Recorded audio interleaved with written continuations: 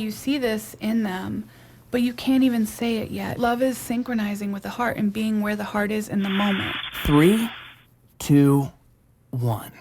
Hello and welcome to episode 42 of Ruse Radio. We're back at it again with another very special guest. Who is our guest today?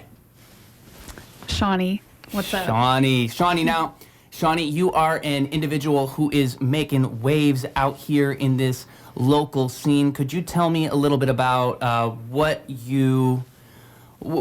your motivation when it comes to, like what is it that drives you to help people? Because I think a big part of what you do is you try to see the good in people and you want to help people. So I guess before even that, just tell everybody a little bit about what it is that you do. Okay, so my name is Shawny. I'm also a B-girl. My name is C4 in the hip-hop community, so if you want to look me up. Anyway, yeah, so I am a mentor. I'm a lover of humanity. I'm a B-girl, a breaker. I'm a photographer. I'm just like, in general, a community builder. So really just love people. But how do you build community? I build community by loving people. I mean, literally, that's it. I love people. I love them well. I see them. And not only do I see them, I highlight them to other people through, just whether it's conversation or through video projects with True Heart Project or True Heart Photo, like what I'm doing with photography. I just really love to tell people stories. But it's not even just about me telling stories, it's about me giving them space to speak their story. Does that make sense? Yeah, and we were talking a little bit about honoring the heart of people. Well, and that's not easy. That's an art. That is an art to highlight the heart, I should say. It's been a long time. I've been doing this for like 18 years. So really? I started mentoring and loving on youth and what would be labeled as at-risk youth. Back, I started in 2003, 2004. So, okay. like, I have thousands of kids who are no longer kids. I used to run a program called Fuel for teens. So, like, I have thousands and thousands of kids all over the Fuel. place. Yeah. And what was that? So, basically, it was like we just took over a church wing, and there was dodgeball, basketball. Every Friday night, kids would come. Between 100 and 200 students would come every Friday night. And the kids that I would get would be the ones that needed a safe space, needed a place just to be free and to be themselves. And so through that, I really learned how to love well, and became the person I kind of needed back when I was, teenager. Yeah, So, everybody needs that. Yeah, it was amazing. It was really hard. It was a lot of work, because when you have a hard life and a hard upbringing, which most of my kids did, you have a hardness towards people. You don't trust people. So I learned the art of building trust. And so now it just translates into everything that I do now. Yeah. I'm a trust builder. Well, and it's an art. Yeah. I guess, what are some lessons that you learned, I guess, to help aid in that? Like, it's not exactly a simple thing to know how to get others to feel comfortable in their own skin. Like, right. I do agree that everybody needs that kind of thing, but it's hard to even show someone that that's what they're missing. I think a lot of people get so caught up in this very mundane, like, you're very familiar with your family environment, you're very familiar with your surroundings, and so you get caught up in this idea that there isn't this whole world inside of you. And I think you need people to come along and show you that. Mm-hmm. But how do you do that? How is that possible? I create a safe space, and a safe space to be real. And one of the biggest lessons that I learned in loving people and gaining trust is really to not have an agenda. There's no agenda. I'm not seeking a particular result. I'm not seeking for them to behave a certain way or to act a certain way or to be a certain way. I'm not there even to fix them or save them. I'm there to love them. And so when you don't have an agenda, it kind of frees people up, to be like, oh, she's just here for me? Yeah. She's just here for me. Yeah. She just really loves me. Like, she actually cares about me. She just doesn't care about me because this is a really cool thing to do for kids. Do you know what I'm saying? I know exactly what you're saying. Do you know what I'm saying? Like, Yeah. and I think a lot of people get so mission-minded that they just become so passionate about the mission that they miss the heart of the people, right? So the mission itself isn't bad. It's just how you're going about it, you know, and if you're doing it in a genuine way and just being real, you know. So, like, I've just literally learned how to be real and to not have an agenda other than to love and to see them for who they are and to celebrate who they are, where they're at in that moment, you know. Or maybe not where they're at in that moment. Celebrate them, but, like, see them from who they were created to be. I can just see people. It's kind of crazy. So even if you're in a rough place, I'm speaking to them from the place of their potential. Yeah. Like, I see who you are. I know this is where you're at right now, but this is who you are. You know, what you're going through doesn't define you. It's just a moment in time right now. But don't forget who you truly are. This is who you are. This is what I see. You know, and just like loving people like that, and it just, I don't know, it just frees people up to have the conversations that they wouldn't normally have, to ask the questions, you know, to be safe and to just open up. So it's yeah, it's been a crazy little journey. I swapped my coffee wrong. Whew. Yeah, you did. I did. You caught me. Are you familiar with Daryl Davis? No. Daryl Davis he's I think he was a retired police officer. He's African American. And he went to his whole thing. He had a big TED Talk and all this. And he had converted a KKK member out of the Klan as a black man. He would go to rallies with this guy. He befriended him. He would go to rallies with him. I think I have heard of him. He's a pretty Yeah. popular case. Yeah. But I think this is, like, to me, that is a testament to what you're talking Yes. about. I think that a lot of people, even more so now than ever, I think these things are perpetuated through, the way that we talk to each other nowadays, because most of the time it's through a screen. Right? So I think it's much easier to otherize people and not humanize them. Exactly. They look at people as objects. Yeah. So, you know, I have the capability, I have the capacity, I have the skill now and a gift. I really see it as a gift to see people no matter where they're at. I don't care if they're struggling with, you know, being violent, being angry, crying, you know what I mean? Like these habits that people would even say, you know, you deserve the worst type of torment and torture. I still see hope for that person. Because the reality is that nobody grows up saying, when I grow up, I want to be a child molester, or when I grow up, I want to be a murderer, or when I grow up, you know what I mean? Like, I want to be, you know, addicted to drugs, or, you know. It's not black you and know, white. There's a lot of gray in the we middle. don't grow up saying these things. This is not the true heart of the person, you know? So I'm always like, there's someone in there. They're not an object. They're not a, you know, something disgusting. They're a human being. Yeah. All of us are human. And although that doesn't take away the fact that people need to be held accountable for what they do, and that, you know what I mean, there needs to be those consequences, and, you know, we can't allow this behavior or accept it, you can still treat somebody like a human being, no matter what. It's really important, and a lot of people don't have a capability to do that. I have a specialty, you know, just to love people well, you know. And when you love people, and I call it loving people to life. What do you mean by that? Loving people to life. People who maybe have accepted the lies that they believed about themselves, that other people have spoken to them. And so they're just really succumbing to the sorrow, the grief, the trauma, the life that they feel like they can't escape, and they're just kind of dead in that, you know, to living a life that maybe they once dreamed of. And so, or giving up, like they'll just always be hurt, and this is the way it'll always be.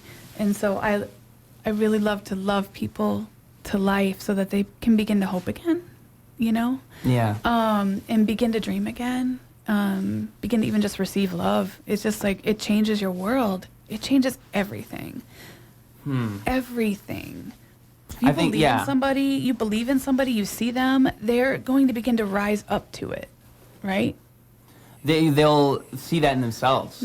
You know, they'll wonder, like you were saying earlier before we off the air. You were saying that people. What was it that you just said? You said that they'll see it in themselves. Yeah, they'll see it in themselves. And I think I completely lost my thread right there. I just completely lost my thread thinking about that off It'll the air. come So back. I was like, I'm going to say off the air, and that just completely threw me off. And then your brain went off the air. Yeah, that was what it was. But no, I Okay, think yeah. when you're in that position and you see that in that person, it reignites something with. Oh, that's what you were saying earlier. You were saying that they're like, why is this person even so invested in me? Like, Yes. what, in me? Yes. Like me? Yeah. And it's kind of similar to what I was just saying, you know, people get caught in this idea that, you know, you get so caught in the mundane reality of your life that you forget there's so much beyond you and there's so much within you that is beyond you. There's purpose Yeah. in you, right? There's a reason for your existence. You were born for this moment in time. Like, you were born for this moment. And even though there's been obstacles and difficulty and you fumbled or you failed, it does not take away your purpose. We were all created to be a blessing to our community, to our people. You know, we're placed in a specific place. Like, we can do things to bring impact and to bring beauty to our community, you know, and it's really important. It's part of our needs. Like, we need that purpose. We need to know it, you know, and to walk in it. And if we've given up on it, we're just kind of walking in circles. We don't know what we're doing, you know, so like when you love people to life and you begin to encourage that and speak that to them, they begin to actually believe it and see it, you know. And I love to do that. I mean, I think it's such a worthy thing, because if you succeed, I succeed. Yeah. If you're healthy, I'm healthy. Like, if you hurt, I feel it. You know, if you're not doing good, then I'm not doing good, because we're community. We're a part of each other. Even though you may live here and I live over there, the greater health of our community, you know, all of us are involved in that. And I think that energy really does feed off of itself. Yes. Like, if it's kind of why when you enter those situations and you lead with love in the way that you do, it creates such a response. Yeah. I think that people respond to that type of thing because it's innate within us. So we want people to show us love, and that opens us up. It's almost you could look at it as a maternal type of instinct. Like a mother looks at their son, and their son can do anything wrong, but you will always see that potential in your child in a way that you wouldn't see in anybody else. And I think we should carry that type of energy towards other people. We should look at other people that way, because it's not as simple as, you know, like you were saying, nobody grows up to hold these types of views or be in that type of position. I also think now more than ever, like I was saying, you see a lot of division in the world, and that's just the wrong approach. Like, you could say whatever you want about anybody else, but if you're approaching it from a hateful position, you're just not going to make any progress, especially with that person. I mean, that person, if you truly do not like their approach, you have to approach them in an understanding way and think, okay, well, how do you get there? Right. And that's how you're going to get anywhere with them. And, you know, that's a very essential, I mean, that's how debates even work. You can't just bark at the other person. Right. You have to kind of figure out, okay, what's the internal reasoning here? Like, how did you get to the point you're at? And now that I understand that, now I understand you a little better, I see your true heart a little better. And Bang, bang. I also wanted to go back to that too, because I don't think we mentioned it here just yet. Nope. But True Heart Project. I imagine that all stemmed from this. Was this concept before True Heart, or did it all kind of blossom into that with the whole idea of someone's true heart being their true self? So, I mean, it's basically what I do in everything. I'm always fighting for people's true heart, no matter what, and being a voice for those who are voiceless, for those who are misunderstood, and really highlighting them. And so I had stopped this program. It was just time for me to go, which was the hardest thing I've ever done in my life, P.S. Like, it was excruciating. But I needed to do it. I felt it. I knew it. And so I had taken some time of rest. And then I just had that itch, because it's like everything I do, that's what flows out of it. And so I'm like, what can I do that will help, to help people to see each other through the perspective of love, help them to look again. And in this time frame, that program was in Holly. But after that, I fell in love with Flint. I am head over heels in love with Flint. Why? Because of the people. I see their true heart, right? We need a true heart counter on the bottom of the screen. You, like, how many times do we say it? But you're gonna do it. Yeah, I should. I really should. Anyway, so I see their beauty. I see the potential in the people here. Like, I have seen this city in different states. And for me, before, Flint was like a ghost town.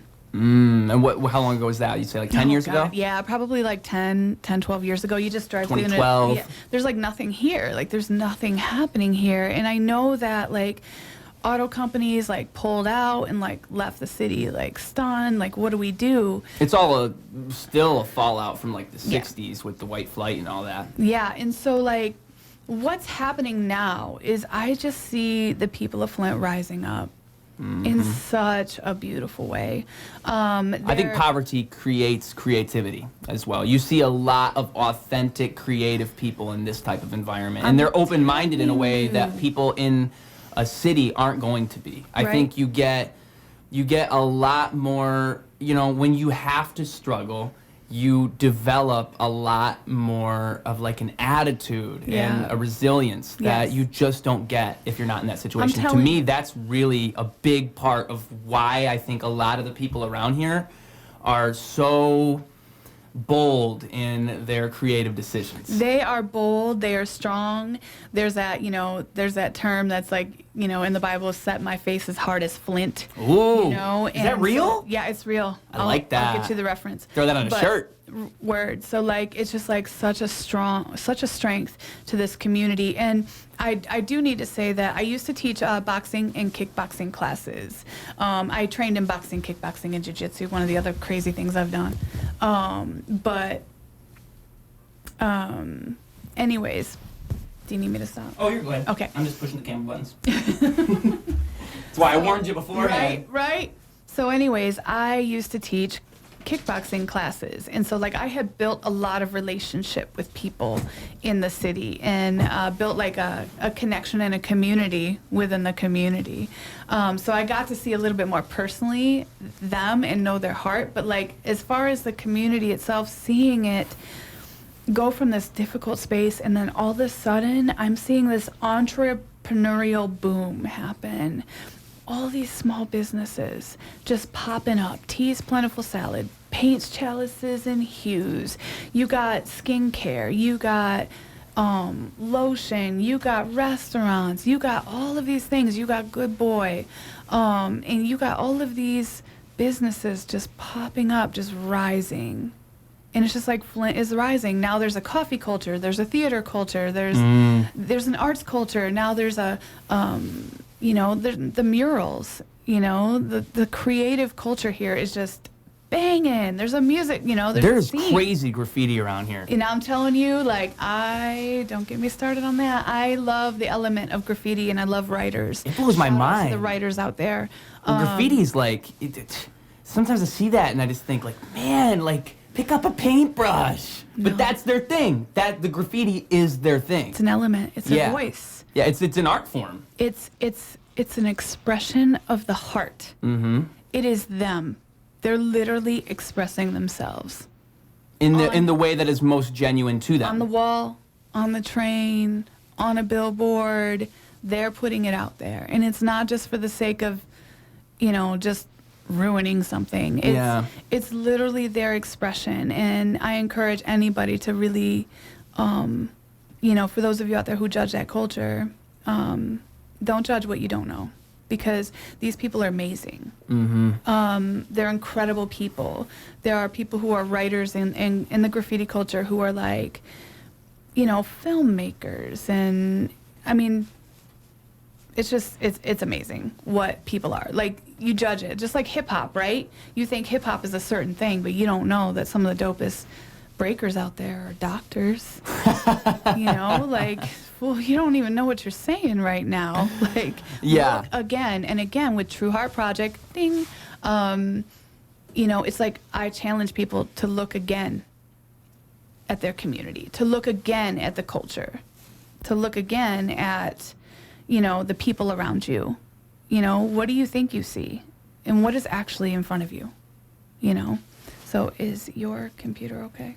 Oh yeah, okay. Everything's all set over here. Sweet, just want to make sure. Thanks for letting me know though. Yeah. And then when it comes to the different art forms too, I think that an interesting thing. What would you say about poetry? Did you say poetry as well? You see a lot of poetry around here? MC. Oh, there is poetry. There's a poetry scene. Yeah. But rap artists, they're poets. They are. They're MCs. Yeah. Right? There's the elements of hip hop. Okay. There's the 5 elements of hip hop, and one of the elements is the poetry of hip hop is MCing, which is rapping. Right? The art of hip hop is graffiti writing. The music of hip hop is DJing. Right? And then the dance of hip hop is b-boying and b-girling, which is what I do. And then the 5th element is knowledge.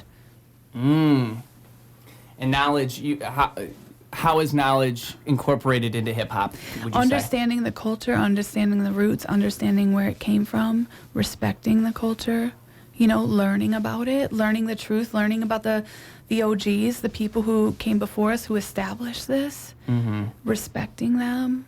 I think there's a lot understanding that and learning. And so for me, again, I don't have an agenda in this culture because this is something that's so beautiful that I get to be a part of.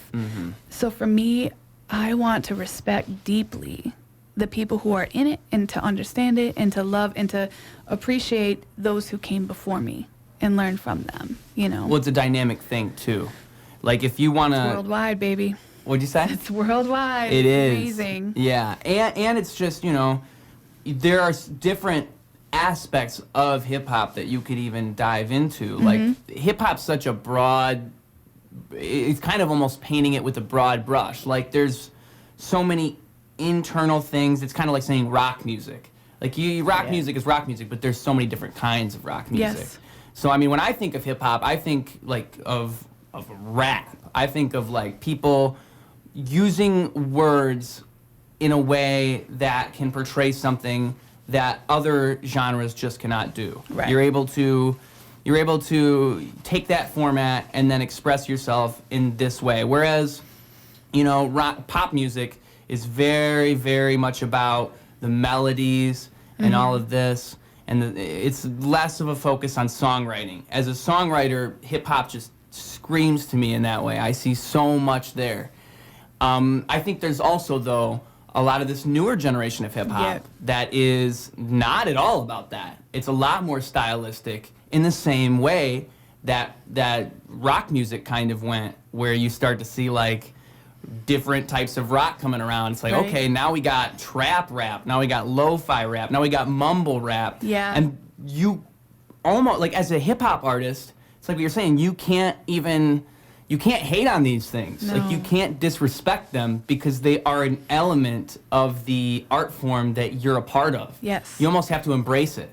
Yeah, it can be really hard, for some people to embrace what's different. Because it's new. It's not what I recognize as hip-hop. It's new. It's so outside of the box. And especially those who are close to the roots of the culture, who know the roots. Like I just described the elements, and those are viewed by many as, the roots of this culture. And so when it's seen as really far from the roots, really out there, it's, and people don't understand the roots of the culture or where it comes from. And sometimes that could be ammunition for people to not respect what's new but, you know, we really got to be careful about that because, you know, everything was new once, you know, everything was new once. Breaking was, you know, it was never a thing, and then it was a thing, you know, and it came from the streets, and it came from kids just trying it out, you know. It came from poverty. It came from lack. It came from injustice, social injustice as an expression, you know.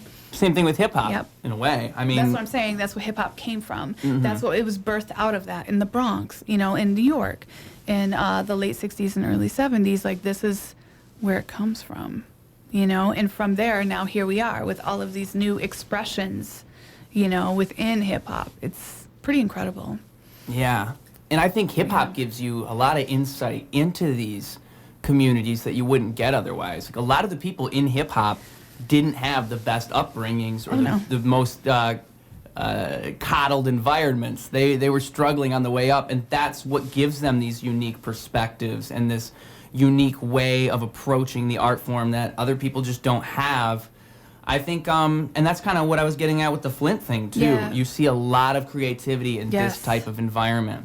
Like, there's so many people I've interviewed or rappers that I've approached that just I was saying in the last podcast I did with a rapper named Allie, it's almost as if, like, you would think intuitively, like instinctually, you think there's a few people that must be super talented, and then the rest are just like mediocre, because, you know, that's just how you'd think it would go. But no, it's like the opposite. There's a ton of people that are super talented and some people that are mediocre. It's just that nobody knows how to work social media. That's really what it is. Seriously. Because so many people are, it's what you're saying, there's a world within these people. Yes. And I think that, you know, you have to have the right environment to pull it out. I think it's tough when it comes to the division that you'll see, because I'd say I'm on both sides, because for one, it's almost a motivator. Like, if you see that people are negatively responding to what you're doing, it's like they don't understand what I'm doing. I just have to keep doing it. Like, the fact that you're generating a response shows that you're affecting them in some type of way, and that's good. Like, it means, like, if everybody's looking at my rap and they're like, yo, this is so different, this ain't anything like what I like, that's because it's unique. They just don't understand it yet. Right. And that's fine. But at the same time, on the flip side of that, if everybody just embraced this type of thing, if everybody just went, oh, yo, I love that you're being creative, blah, blah, blah, it would pull a lot more of that creative energy out of not just me, but the atmosphere itself. People would see, oh, this is how people respond to this type of thing. That inspires me to try this kind of thing. Yeah. My stage approach has always been similar to that, too. You get on stage and you want to lead, similar to your approach in life. You lead with love, is how I look at it. And if you're leading with love, generally speaking, in your art, in the way that you write, in the way that you take photos, in the way that you paint, in the way that you write a poem or write a story, it all speaks for itself. And I think that people will see that genuine energy and they feed off of it. Whereas if you lead with negativity, it's the opposite of that. They see that negative energy and they feed off of it. And it just kind of makes everybody more introverted, and like we all curl up a little bit more, and that's not what we want. No. But again, is this a human thing? Is it a human thing for people to be negative and look at things critically? Or is it kind of just the tides and where we're at right now, and you kind of have to shift them back in a more positive direction? And I think, like, that's one of the things I'm fighting for, too. You know, the true heart of humanity, we're really meant to connect with each other. I agree. We're really meant to embrace each other. We're meant to be community. Because otherwise, what are we? We're Together. hermits. We're hermits inside of a shell. And currently, like, that's where we're going right now. And I just want to encourage everybody, like, you know, and just challenge you not to succumb to that. Like, you really need to reach out and be a part of your community. Because I always say, like, it's like a tree, okay? So we're in a community. We're a part of this tree. So if a branch is cut off from the tree, it's not going to flourish by itself, right? It's not going to flourish. It's not going to thrive. I heard a great... It's not going to thrive. We need each other, and you need to be a part of something. You need to be a part of community. And if you cut yourself off and you throw yourself down, you're going to be there. You're going to be okay for a second. But you're going to wither away. But you're going to wither, baby. Like, you're going to wither right out. There's Dry up. Steve-O. Steve-O had a crazy recovery process. I don't know if you are familiar with his past few years, but he's totally sober now. And it's just totally interesting watching him speak on these things because he's turned his life around pretty much 100%.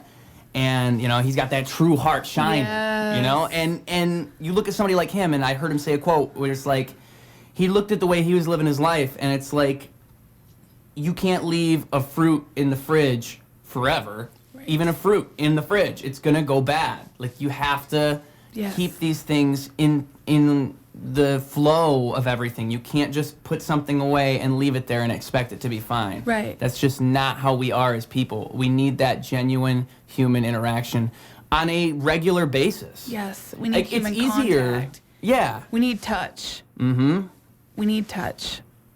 I saw my homie. I'm a hugger, and Yes. these last 2 years they kill me because I don't think I can just randomly hug people no more. But I might try.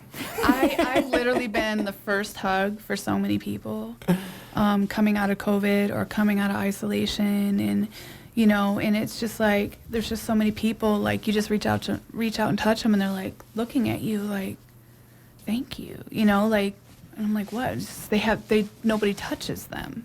Mm-hmm. And I think that we're weakening ourselves. You know, community, there's a unity there. There's strength in numbers. There's strength in unity. There's strength in being together.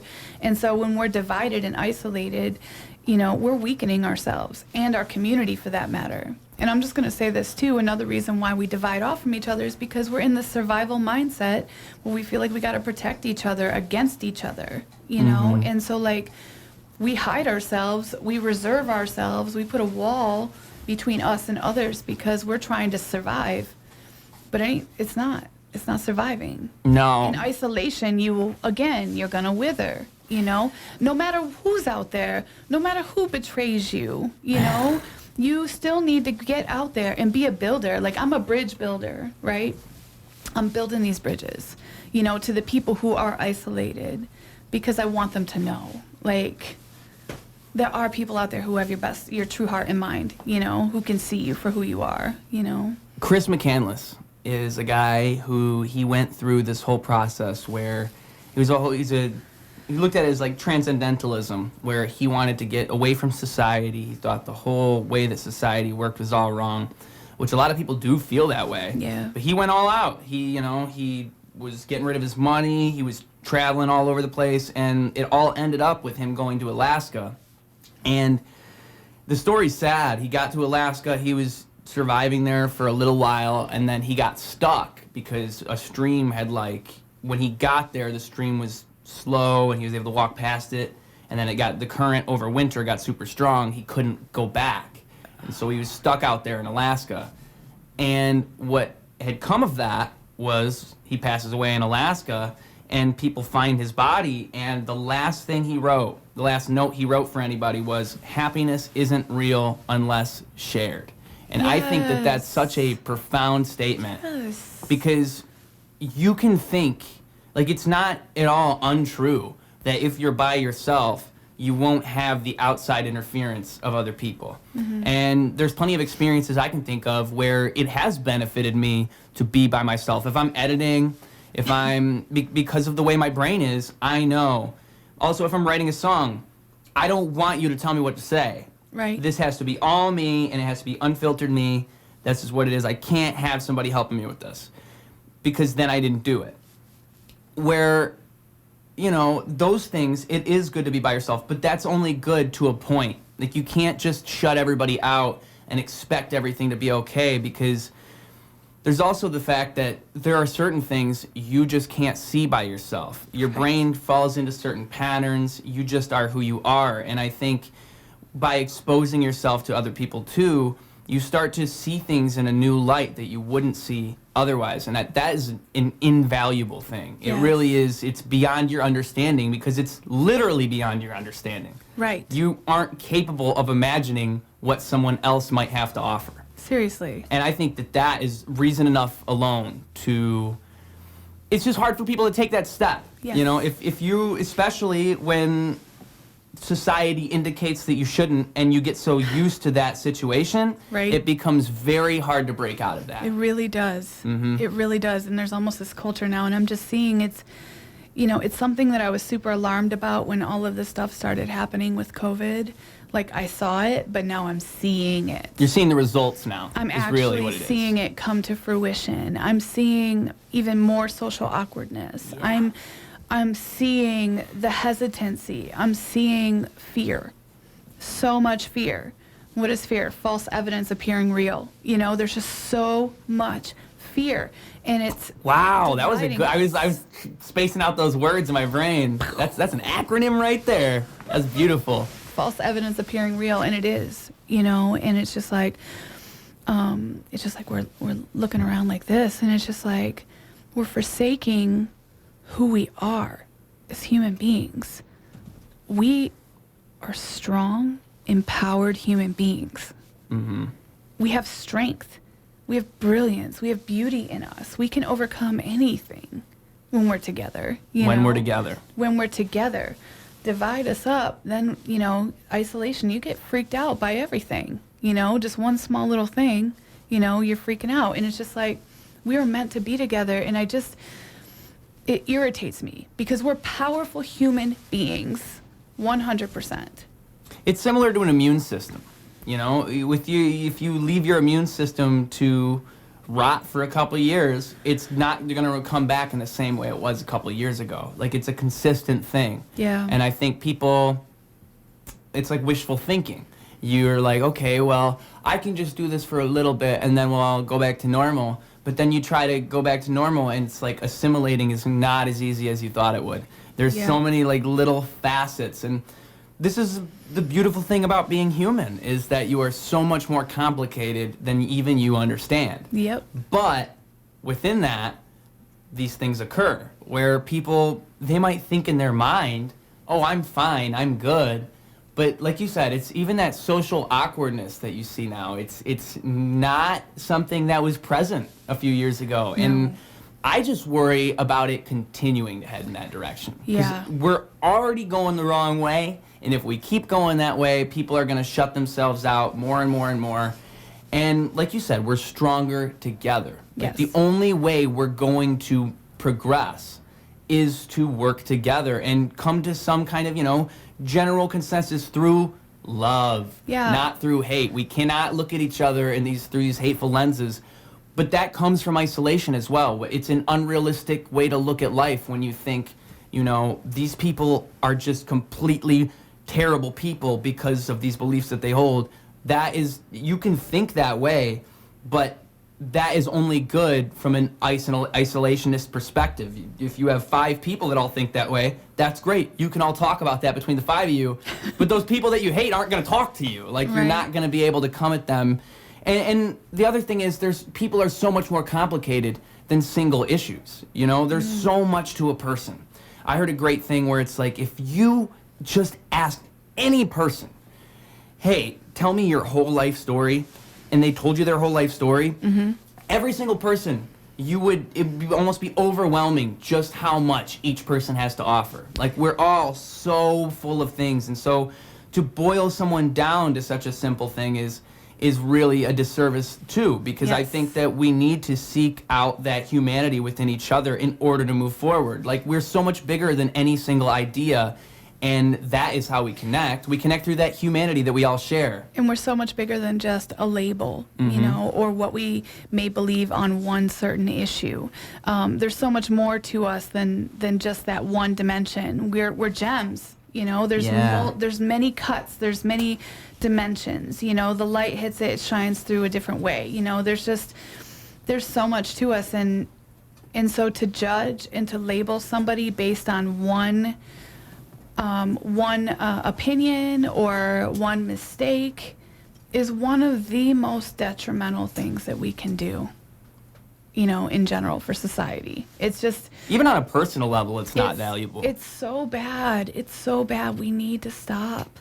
But I feel like this, when the pendulum swings, right? We go from one extreme, then we go to the other, and it's just like we see we're here, we see the emptiness of it, and then we come up here on the other side, and it's like we see the emptiness of that, and gradually we become a little bit more balanced. We just have to see the emptiness of both. Yes. Yeah. And I think that even though there's a certain amount of people who are shouting in the media and things like that, there's a certain amount of people who are screaming, a certain side, that we're going to see soon. Well, there is a vested interest in keeping people divided, and that's clear. I mean, that's the unfortunate part. Well, it's to break our power. Exactly. It's just to break our power. Exactly. And we have to just learn to rise above that and to actually see it for what it is. And lead with love. And I'm lead telling you, with love. that is so important. True heart. It's a true heart of ourselves. Our true heart is not to be angry and to isolate and say, I don't want a part of this. I ain't talking to nobody anymore. I'm not doing this.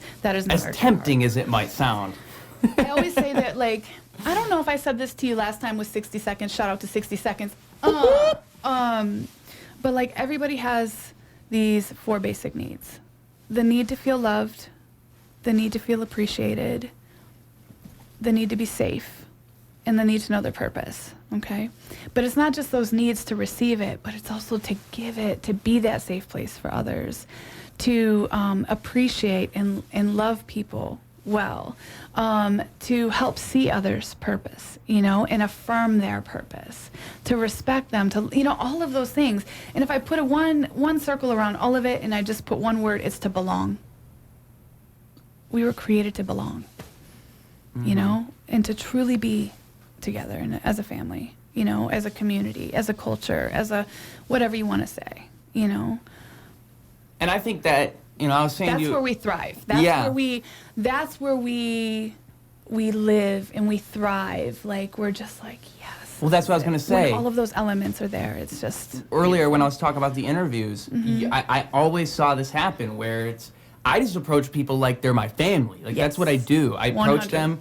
I don't even think of it it's funny for me because sometimes I'll think oh yeah, I'm a stranger to this person. But that's not how I go into the situation ever. I just walk in and I'm like, hey, what's up? I'm just treating them like we've already met. Yep. Because to them, they feel at home when you do that. Most people, you're going to find that 90% of people, even the people you'd think would be kind of turned off by that, a lot of the time they appreciate that you're approaching them in a genuine way, and that helps them open up. Yep. I mean, that's it. It's also showing genuine interest in what they have to say and being legitimately, like you said, not having an agenda and just wanting to share that humanity with them. Because you can sense it in the air when someone has some kind of agenda, they're asking you questions because they want to know something. You feel it. Yeah, why are they so interested in this right now? Why are they looking at me like that? Right. Why it's just all these things. You feel it intuitively. It's not even it's happening on the surface. Well, because that's how you learned how to survive growing up. Mm-hmm.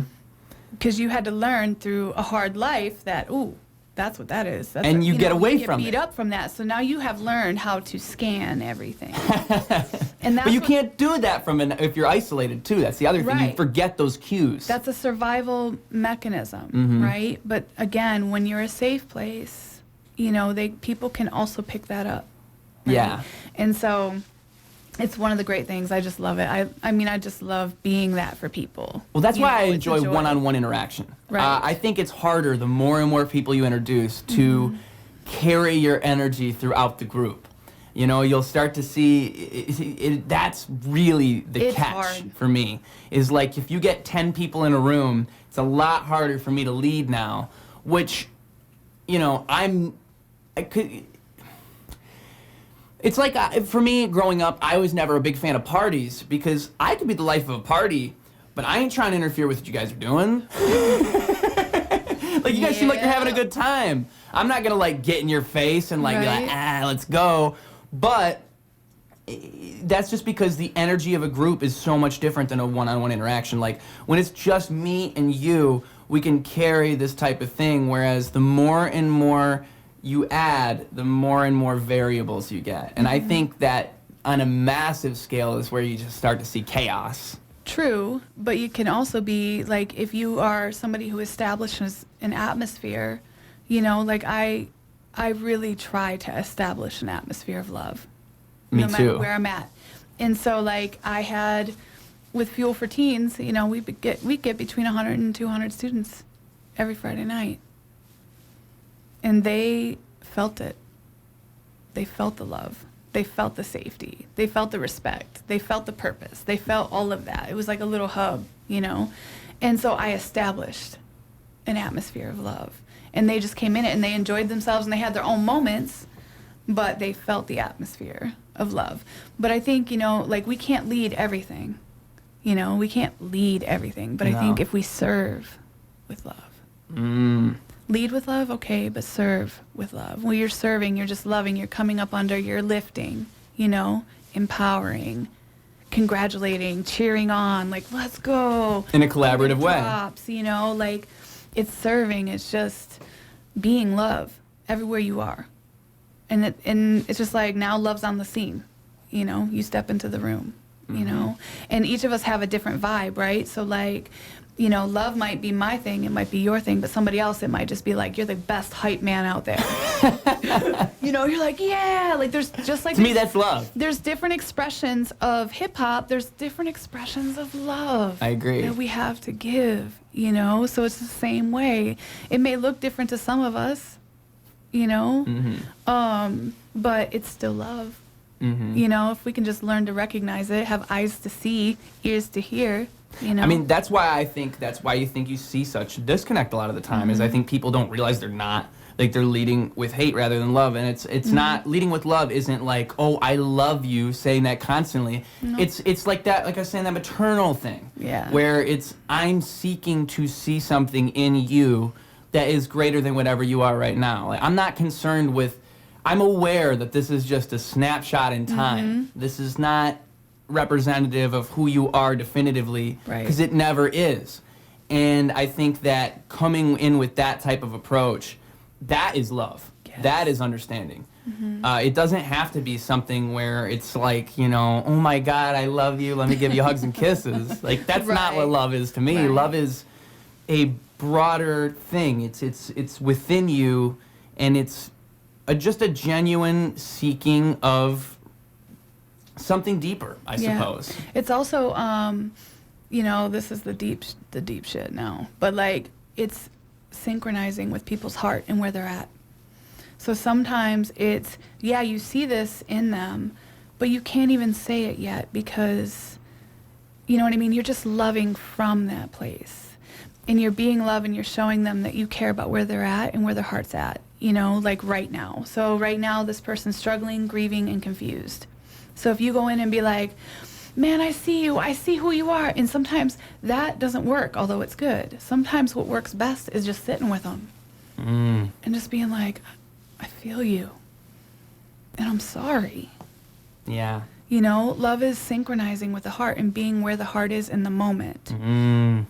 We can't stay you know, but we can be with them for a minute to show them that we really care. Those are I call that the holy place. Interesting. You know, the holy place. And just, but again, that's a deeper thing. Well, and to that person, that holds probably an immeasurable value. Yes.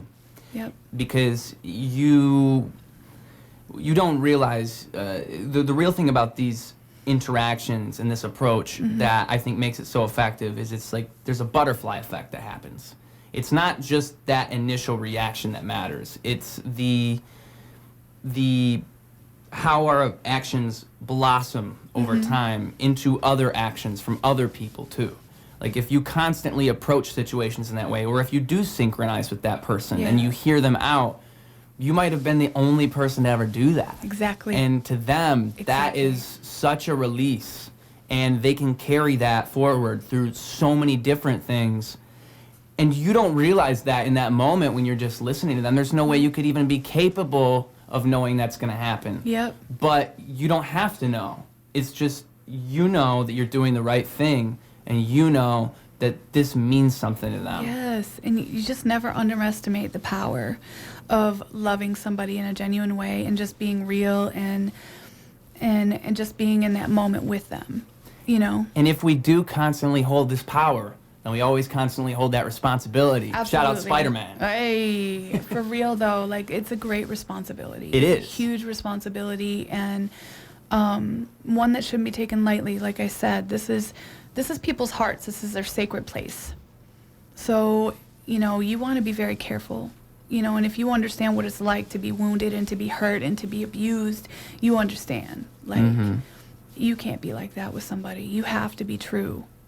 Because it's hard to open up. You have to be a true heart. Yes. You know, you have to honor your own true heart. Ding. Ding. You have to you have to walk in a way that's genuine, and you need to be consistent. And so like these kids that I loved on, that I've given my life to, and I'll still give my life to until I die, you know, they're going to see me 20 years from now, and I'm going to act the same way when I see them. I'm going to be the same way I was back then. In a lot of them, they'll come to me with hesitancy, like, Shawny, do you remember me? And I'm like, come here, oh my God, I love you so much. Where you been? How you been? You know what I mean? It doesn't matter. Like, it's just like, it's that continual love, and like, it's just not changing. It's being who you are. And that takes a lot of work. Well, you have to know yourself. It takes a lot of work because you got to work on your Yes. You got to work on your shit. You got to work on your heart. You got to, you know, clean out. You got to take inventory, and you need to cultivate and nurture your own heart, because when you love people and you become a safe place for them, a lot of times they're going to take out their crap on you. And how are you going to respond to them when they're lashing out at you in pain? I see. And if You know? you're not in the best state yourself, if you're not entirely, you know, stable in your position, it could be very easy to wobble. It could be very easy to falter and Oh, yeah. respond, because you're just, you know, it's Or react. the instead of energy. It's respond. the energy that's in the air. React. So you Yes. react. So you react in anger, or you lash back out at them, and then what does that show them about you? That your love wasn't true. Yeah. Yeah. And you see a lot of that with It's parent-kid hard. relationships. Oh, You it's see so a hard. whole lot of that. I mean, Yeah, it's hard work. I think that a big thing that you Worth can it, look at with most people is, you know, you look at the way that they look at things, and you can't just ask somebody, but most of the time it's stemming from, okay, how did your parents treat you? Yep. What was your home life like? Yep. What were your friends like growing up? Because you form so many concepts at a young age. Yep. It kills me to see people, not knowing the value of those early years with their children. Sacred. It's sacred, and it means so much for later on in their life. Yep. Every single thing you do matters that much, because Yes. that's everything to them. That's your foundational years. Yes. So your foundational years, so like if you're building a house, right, you got to have a solid foundation. So if you're building the house and you're building if you have a crappy foundation, okay, 0 to 6 is your foundation. If your foundation is cracked and broken and poorly built, and then you build a house on top of that, and then the struggles and the winds and the storms come, and what happens to your house? It ain't holding up. It's crumbling. And so that's what we have. We have all kinds of people who have a broken foundation in need of repair, and their house is crumbling, you know, and people don't understand that. And I really work hard to teach anybody who would listen to me about it, because I learned that, and I had to do a lot of healing work on my own heart because my foundation was so broken. You know, and so like that's what I'm doing. I'm building bridges. I'm building foundation. I'm building people up in the places where they weren't built before, where they weren't loved before, you know. But truthfully, the parents, I mean, that's just like so important to be good builders. So yeah, it's a deep, this is all deep stuff. Listen to how You didn't intelligent and know. deep we are, guys. It's emotional intelligence, and I'm just so grateful. We're actually philosophers, you and I. Yeah, so but I'm really glad like this kind of knowledge is coming to the forefront. Yes. I think it's an important time for this to happen. It's very important that people, that's why I highlight the state of the times, because I think it's really, really important that people have these conversations and we look at why it is we think the way we do. Like what you just said about taking stock of yourself, that's kind of why I went back to that whole, like, you got to look at everything that leads to you. Like, it's not just, because you can do that with other people, you also got to do it with yourself, especially if you're finding yourself in these types of conflicts where you have to have a solid ground, a solid foundation. You have to know, okay, well, I see that I'm looking at it this way. It's not easy to be objective when looking at yourself. It's not easy to be self-reflective in such a way because we're all so used to ourselves. It's very, very hard to take a step back and go like, okay, most people wouldn't approach this way. This is a me thing. That's not easy because you're you. Yep. And that, I think, is where you see a lot of those hang-ups, too. You'll see a lot of people who have a lot of trouble acknowledging who they are. It's very, very hard to be self-aware. To be self-aware, and it's hard to face that, okay, because, oh, man, this is some deep shit. I know. But I didn't expect us to have such a deep conversation. I didn't either, but it's needed, right? It's funny because before we turned the cameras on, we were just talking about, like, oh, look at these pictures. That's photography, But, like, what happens is we, again, we talk about our true heart, but our true heart is to belong. Yes. Okay? So what keeps us from belonging? If there's something wrong with us. Yeah, doubt. There's something that's wrong about us. Like we did something wrong. What happens to kids when their parents divorce? They blame themselves. There's something wrong with me. But we build behavior patterns out of trying to protect ourselves and trying to show our best selves. And so we deny a lot of things. We deny, the things that we have believed about ourselves. Yeah. And so facing that is scary. Facing our true emotions and what is, the depth of our pain is a scary thing. So we build little protection mechanisms to avoid it. Pride. I always say pride is the doorkeeper to shame. So pride protects shame. Like, I'm going to do whatever I can to bounce off this behavior. Somebody's coming at me and saying, hey, there's a little behavior pattern that you have that's going on. And you're just like, pride, boom, nope, denial. It's not happening. I deny that. I deny that behavior. I deny that this happened. My childhood was great. And we deny the reality of our pain because it's scary. And it's circular reasoning. And you're never going to get out of it. Yeah. There's shame attached to it. So once we realize that we are not what happened to us, and that we understand that a lot of times those things that happened, that we actually believed lies about ourselves, that it's not the truth, it's actually lies that we believed, because we're reasoning with the mind of a child. We don't understand things, but once we go back and just love ourselves to life and heal, just go on a healing journey, we'll get a little bit braver, we'll get a little stronger. It's painful, but it's worth it. I've done it. I'm doing it. It's a lifelong thing now, just identifying it. Oh, there's something happening right now in my life. Like, I'm exhibiting this kind of behavior. Like, what's happening? That's not right. That's not in line with who I am. What's up with that? Where did that come from? What am I thinking about myself right now? When did that begin? And I trace it and I go back to it. And I'm like, wow, this comes from way back in the day. And like, I need to forgive somebody for what they did to me. I need to forgive myself. I need to reject this lie that I'm believing about myself, and embrace the truth. And then I can begin to live.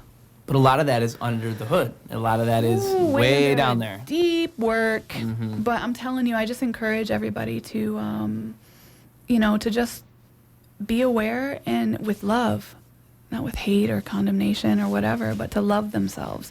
And if you can't, if you're struggling in this area, find somebody who can walk with you in the journey, because it's critical for us to live our lives to the full, and to live out who we are, our true hearts. But some will be scared still to do that. But I am telling you, it's worth it. It is worth it. I think It's worth it because if you want to approach situations in a truly understanding and, for lack of a better word, objective way. Yeah. We all look at things subjectively, and that's inescapable. But if you want to at least get as close to objective as you can, you got to break out of those patterns of your mind. Yep. It's very hard to respond to negative emotions or negative criticisms of you or anything like that in a way that is understanding of another side, because you have to seek to do it. You have to want to do it, and you have to be able to look at yourself and go, okay, well, what I'm feeling right now is irrelevant. Like, if I feel any sense of like anger or frustration about what this person's saying, that's irrelevant. Put that aside. That doesn't matter, because that's a me thing. That's not real. And you have to be able to approach it from that middle ground perspective. That is the reality. You are that. You are that middle ground. So if someone's saying, oh my gosh, even if it's just something you don't like say they said something terrible about your friend. So you go to that person and you're the middle ground. You can't just be like, oh, yo, my friend's cool, screw you. You got to be like, well, why do you feel that way? And then talk to that person, play the middle. And that's the best possible approach you can have. You don't have to not be friends with this person anymore. You don't have to shut them out of your life. I mean, it blows my mind when I see things like that where people just, you get in one argument with somebody and now you can't be friends. Like, all those past interactions don't matter. Yeah, that's back to that multifaceted, that one note, and just like canceling people. It's so wrong. Because there's so much more to people, yeah. There's so much there. Mm-hmm. And if we just take time to value them and to see that. I had a friend who I was friends with for a super duper long time, and he moved out to New York, and things with him, it was a little bit more awkward before he moved, but not really. And when he moved, him and I think we're just not eye to eye when it comes to politics, which is fine. I don't care. He's my friend. But he would post something, I would comment on it like, I don't know. And then it got to the point where he was starting to be kind of mean to me. And it was more, I think, because he wasn't around anymore. He was in New York, so he didn't feel like there was any sense of like, he doesn't have to be nice to me. He's not going to see me. And I messaged him and I said, like, hey man, I would never talk to you the way you're talking to me. Like, I don't even understand where this, like, I get, from. I get that we're different, but this is just kind of a bit much. And it was hard to send that message because I was trying to think, like, how do I phrase this in a way that, because I don't feel hatred towards that type of situation. If anything, it just is disappointing. It's sad. It's like, we were friends and we were friends for so long. And it seems like to you, that's not as valuable as it is to me. And that is a very tough thing. And so I just wanted to approach him and just be straight up and just say it. Just say, look, man, I wouldn't tell you those things the way you're telling me. I don't understand where this comes from. And I remember his response was like, he was mean in response. Yes. He like started calling me names, a couple things like that. And I was like, whoa, what? I thought maybe he just would have been like, oh, you know what? You're right, man. I got to cool down. That was not the response. He just kind of doubled down. And I don't blame him because I understand how you're holding onto your beliefs so tightly that it's hard for you. And I'll still talk to him every now and then. Like, we had this big kind of fallout, but I'm friends with some of his family. So every now and then we'll interact, and it's like we just sweep the whole thing under the rug, like we never even talked about those things. But I think that's just indicative of, to him, that wasn't that important. He just, like, he was so frustrated about whatever it was. And it's an internal thing for him, too. That's why I can't even put my own judgments on it. He might have been having a bad day, a bad week, a bad month. I don't know. Yeah. And so it's tough because when it's your friends, you don't want to have a conflict. You don't want that. And my approach was as diplomatic as it could be, and it still didn't work. But I didn't get mad. I didn't just message him back like, you know what? Screw you, man. I didn't do that. I didn't even want to. Well, like I had the similar thing happen with some of my kids, and even some of the people I grew up with. People make judgments. They become so passionate about a cause or a specific view, and it's something close to their heart or whatever, and then you disagree or whatever, but they judge me based on my faith. even though in the moment what I was responding to had nothing to do, or nor was there any mention of my faith. Yeah. And they destroyed me, called me mindless, Whoo. you know, and just like said all of these like terrible things to me. That's not a And I nice was one. like- That's a particular insult. I was Mindless. like, yo, like, Yeah. I would never speak to you like this. And further, for you to call me that, you are actually doing what you hate.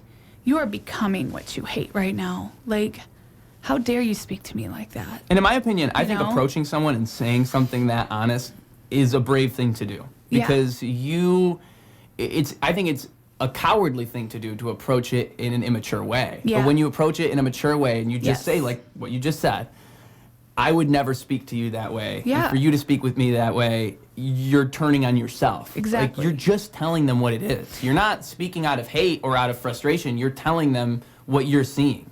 Well, and it's again now like they've lost that love connection, right? So your friend left, he went. So there was a lack of that connection for some reason.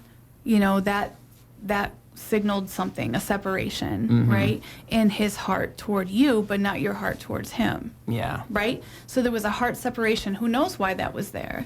With my kids and with other people, there was a heart separation. You know, you're not taking into consideration my true heart or your true heart. You know, like, it's just, there's a lack of love. Mm-hmm.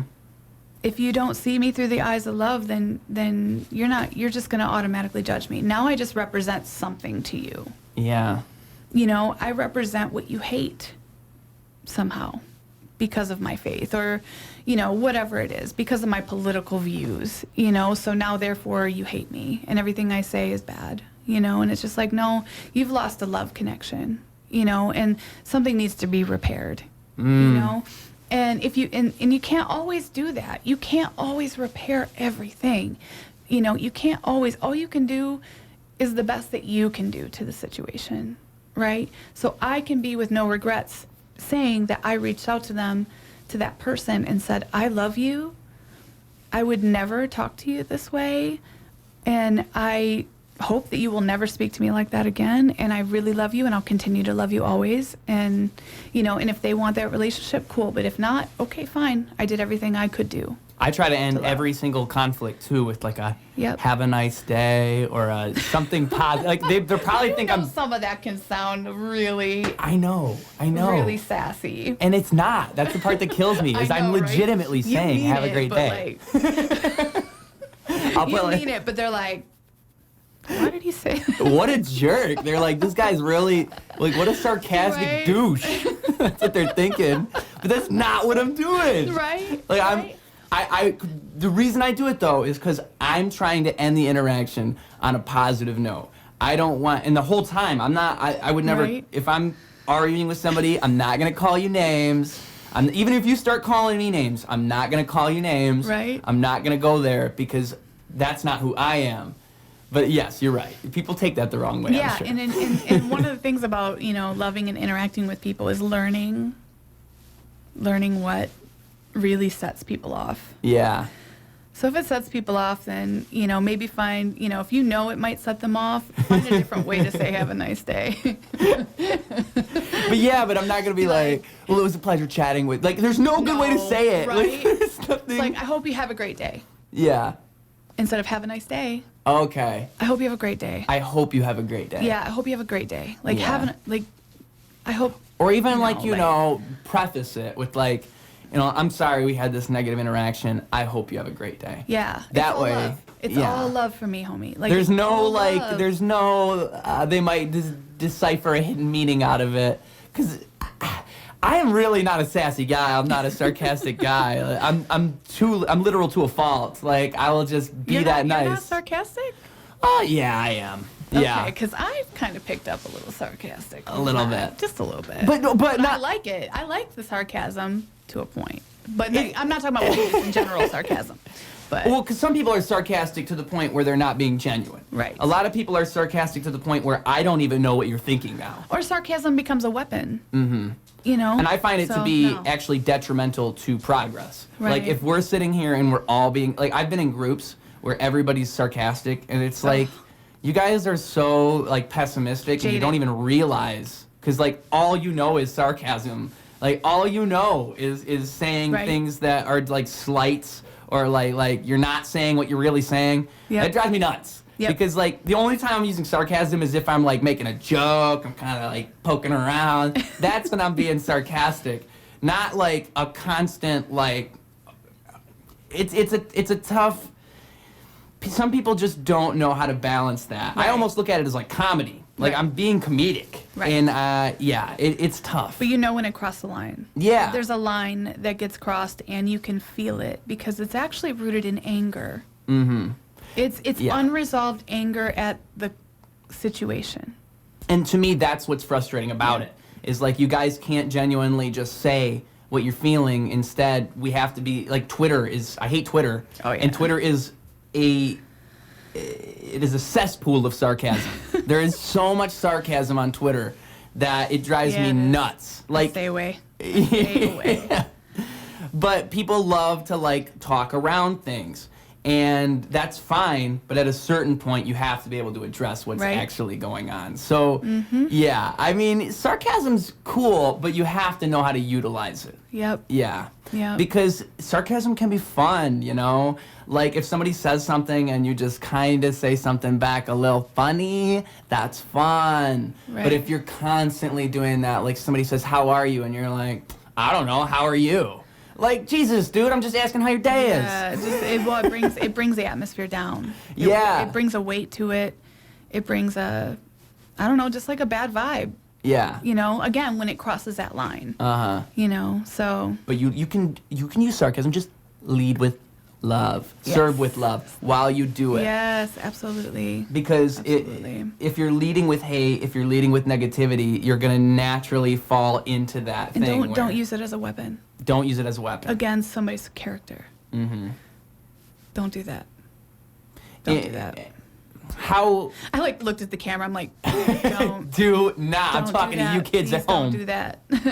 And don't. I'm talking to the parents. I'm talking to Don't do that. I mean, Oh, parents even worse. I'm saying don't do it, and I'm a parent, so like I have used sarcasm, so I'm sorry to my kids, but like, I'm continually trying to work on it. If we're at least mindful of it, we'll identify it and be like, I'm so sorry. Well, that makes me Or, think. oops, that was a little harsh. You know? Yeah, you see it in yourself. You're like, oh, okay. Yep. You like see the kid's reaction. You're like, Ooh, that wasn't. that was not nice. Ooh, I need to fix that now. You think back to when you're a kid, and you're like, damn. that was yeah, you look back to when you're a kid, and you're like, I'm my parent. I am my parents right now. Well, it makes me think of like when a kid is in a classroom and they say, "Can I go to the bathroom?" and the teacher goes, "I don't know. Can you?" Like, bruh, what am I supposed to say now? Like, I have to pee. Grammar, please. Like, no. But that's that negative sarcasm. Yeah. Like, that's like, what are you even doing here? Right. Like, what? I'm a kid and I have to pee. Like, Right. You're wasting my time. I think no matter what our expression of love is to our community, no matter what that expression is, that, let it be something that lifts people, Yeah. that lifts people up. Whatever that expression is. Some of us may be sarcastic a lot, and I think they I'm do more that- sarcastic they than do I realize. You are. to lighten a mood or whatever, and just to be silly and sassy, like that's not a bad thing. It's just use it to lift people. Don't let it cross that line. Whatever your expression is, whatever your vibe is, whatever your strengths are, like use it to lift others, and like just don't cross the line with it. Yeah, Don't. I think great comedians do that well. Yes. They are able to walk that line very well, where Yeah. it's almost like you're poking at the humor in the situations Mm-hmm. rather than the people. Because people take it personally when you start taking digs at them. But if Yep. life is funny. Life is a funny thing, and there's so much humor to be found in these things. Like you were saying earlier with even people and the things we see, there is so much to be found within it. Like Yes. it's when you're taking a picture, you see something there in the environment that other people might not see. And I think comedians really have that down to a T. It's kind of the Absolutely. art of being a comedian is learning to look at things from that outsider perspective. And being able to laugh at ourselves. That And our I think weaknesses, that, our failures, and just like, because again, we can laugh at ourselves when we're not riddled with shame. yes. So, Or we can kill that shame by laughing at ourselves. Yeah. Yeah. Well, I mean, if you can find the joy in just the silliness, you know, I mean, laughter brings strength. Joy brings strength. So like laugh as much as you can and understand that just because you stumbled, you know, doesn't mean that you are a failure. You know, like enjoy the moment. I think I just posted this on my Instagram. I was like, find the joy in it, even if you feel like you're stumbling. Find the joy, even if you feel like you're stumbling. I felt like crap when I was dancing on Wednesday. I felt terrible. I kept losing my energy. I felt like a failure. But there was this moment where I just vibed with the music and enjoyed it, you know? And I think that if we can do that, we'll get through life, you know, with a little bit more happiness, a little lighter, you know? When we're not our mistakes. Yeah. We're not what happened to us. We're not what they said, you know? And we can just laugh like, ooh, I just totally biffed that, you know? You know, like, or, ooh, I'm not there yet. Okay, cool. I'll get closer tomorrow, you know? I mean, reality is a cosmic joke. The whole thing is a joke. Like, it's so funny to me that people take all this stuff so seriously, because the fact that you're even alive is a miracle. Like, oh my gosh. What are you doing worrying about, like, what this dude said 200 miles away from you that you've never met and you'll never see? Like, there's so many random things people get upset about nowadays, where it's like, just take a step back and think about the fact that you woke up today. Like, there's air in your lungs. Yeah. And they are expanding and contracting, and your heart is beating and pumping blood through your body, and like all the cells, the capillaries, the veins, everything. It's just That's amazing. wild. Like we are a miracle. Yes. We are a And miracle. when you take a step back and you look at things that way, it's humorous to be so frustrated with such minuscule things. Now, don't get me wrong. Like, I know what it is to be depressed. Yeah. I know what it is Me too. to constantly feel like things are not going your way. But you cannot, like, you just simply cannot carry that attitude throughout life consistently. It's going to take you down. Yep. It'll break that foundation down. You got to go in and you just got to learn to reconfigure your perspective. Flip the script. Yes. Flip the script.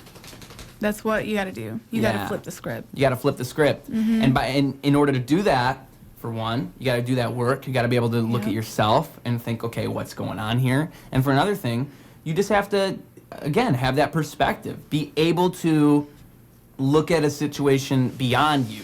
Like, okay, this is much greater than me. Like, my brain is just a little brain trying to understand something that it can't even grasp. Right. And, you know, I think another important thing is to recognize that we are all learning all the time. Oh yeah, absolutely. Yeah, Absolutely. We don't have it all together. nobody does. Like, even the people who act like they do, they're just Right. pretending. You know, it's so funny because, you know, growing up, you think, okay, like, I just get to this place and then I'm going to be good. I'm going to be gold. I'm going to get it. I'm going to be on the top of the world. You can't think that way. And then you get there and you're like, I don't know shit. Mm-hmm. I thought I would know everything. I don't know anything. I One- still feel like I don't know anything. I still feel like I'm back there. It gives you a perspective on your parents, too. You think, Oh, yeah, for sure. damn, like, this is the way when I was a kid Yeah. and I thought they knew everything, they were just who I am right now. Right.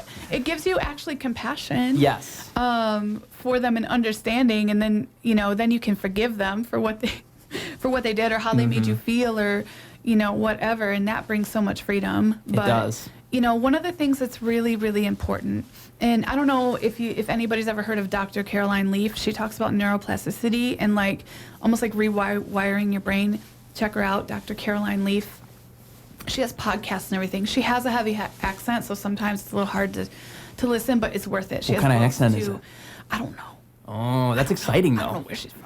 But anyway, so she talks about this, but it's just like rewiring your brain, Yeah. right? And it's just like what we agree with, we empower. And she's a professional. She's a Yeah. neurologist. Super, super professional. Check her out. Anyways, but what we agree with, we empower. Yeah. And so how I defeated fear in my life was I would look at myself in the mirror and tell myself that I was not given like a spirit or a heart of fear, you know, but of power, love, and a sound mind. And I would look at myself in the mirror and say it. And I didn't realize what I was doing. I was actually I was creating new pathways in my brain. I was creating a new reality, the reality of the truth in my brain. And like, there's power in our words, and there's power when we speak. And so I began to speak to myself you know? And that created such breakthrough in my life, you know? That's a powerful thing. It is. It's a powerful thing because fear like ruled me. Like I was putting like dressers in front of the front door when my husband would leave town because I was convinced somebody was going to murder us. Wait, and you False definitely got to evidence look at yourself and go, where's this one coming from? False evidence appearing real. Yeah. Right? But it was because I felt so victimized in my youth that fear had taken over and gotten magnified. And as I agreed with fear, thought about it, I empowered it and it got bigger, bigger, bigger. So I had to confront it and deal with it. And I did that through speaking out loud to myself every day. That I am not a fearful being, I'm a powerful being.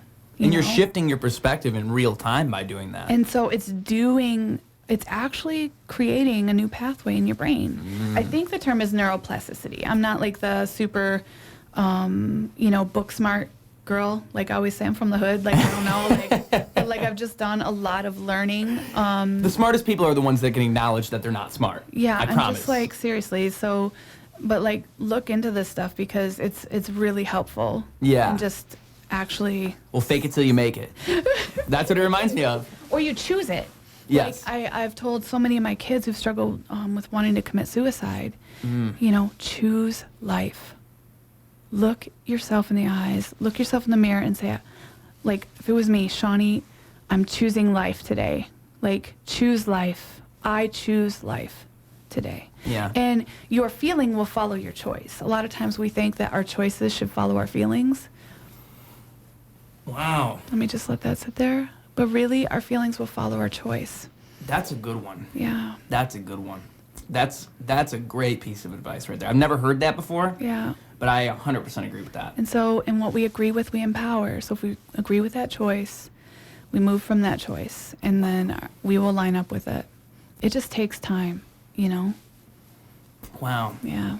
That's a good one. Thanks. You're blowing my mind over here now. That was a knowledge bomb right there. Yeah, I just Be a learned rapper.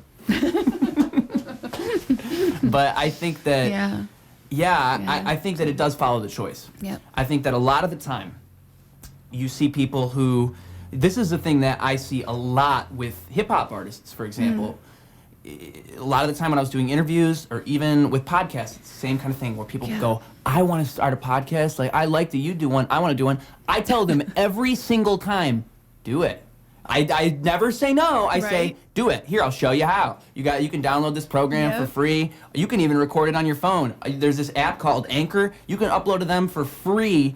Put them on Spotify for free. Like, I tell them all the stuff they need to know. But thing about advice is 99% of people aren't ever going to take your advice, so you might as well give them the best advice possible.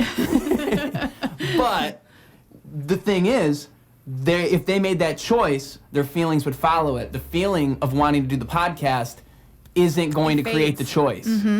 It's not going to, they want to do it, but you don't do it till you do it. And then once you've done it, then you're going to get that emotional response from it. But that's the reality. Like, Yep. just the feeling of wanting to do it and then never doing it, nothing occurred there. Right. But once you do it and you feel that change, that's when it's real. Yep. Same thing with rappers. You see so many artists who are really good and they're talented, but they aren't making a choice, a conscious effort to put out all these songs, to put out their content. And so you see it in them, and Right. you see them like having the right attitude, but they aren't making the choices that should feed into that attitude. Like, it's just the feeling and Right. not the choice. Yep. Whereas it feels so much more real. And I'm not even just saying like from the outside perspective. I'm saying when you're the one doing it. If you are just saying I want to do these things, you won't feel fulfilled when you don't do them. You'll think, Yes. oh man, like I had all these aspirations and then I didn't even follow all these things, these threads in my head. Whereas if you put in the effort, and then you get those feelings coming from it after, you have an organic thing within yourself. It's almost as if, I think creation is one of the most organic things there are, and you have to make the choice to create. It's Yes. important. Like, you can't just... Or just even the choice of understanding and accepting that I am a creative. Yes. Yeah. I am a creative. I am a creative being.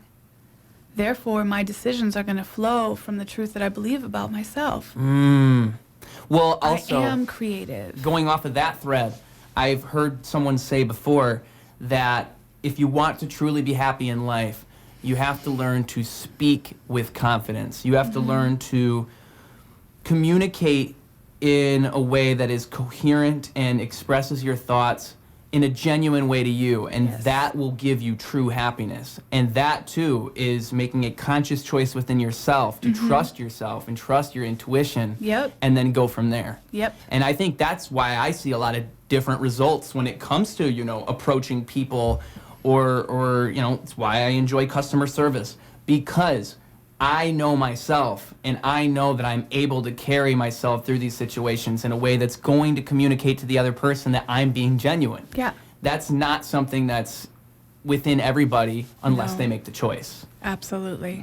And I think that type of confidence is infectious, you know, and that's why you see people who are almost like enigmatic. There's such a cult of personality because they're capable of expressing themselves in such an honest way. You know, it means a lot to me when I see certain people who are truly capable of expression in such a way, because it inspires me. It tells me, like, there is so much more in this world that again, if you leave a fruit in the fridge and let it sit by itself, it's gonna rot. And so you have to branch out and see those people and understand, like, okay, this is their perspective is them. That is them, and they've cultivated themselves in such a way, and you have to be able to do that with yourself. And you can do that in so many different ways, but you have to make the choice to do it, or else it comes across as unearned confidence almost. And it's really important, again, like hitting on community, like to be around people who believe in you, who believe this, you know, in a similar way, not the same thing. I feel like it's not a great thing to be around people who are all like you all the time. I feel like you need to be surrounded by people who are very different than you, but people who are ahead of you and people who are behind you. You need both to propel you forward. You know what I mean? Because you're helping somebody else come along behind you, you know, and the person ahead of you, they're encouraging you and kind of pulling you along, you know. We need to be in community in order to achieve these things, you know. And like, so on those down days when we're struggling, they lift us up. They remind us, you know, of where we're going and why we're going there. You know, it's super important.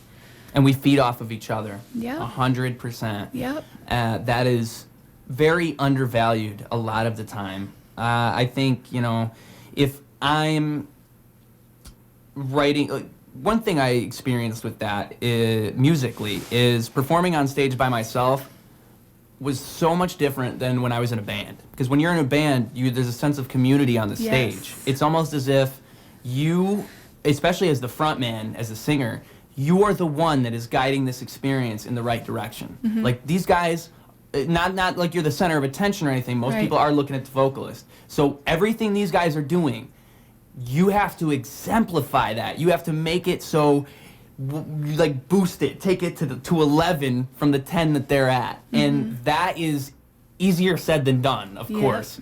But when you're up there and you're doing it, you just feel it within you. It's almost like an alien energy. It comes from somewhere. It's beautiful.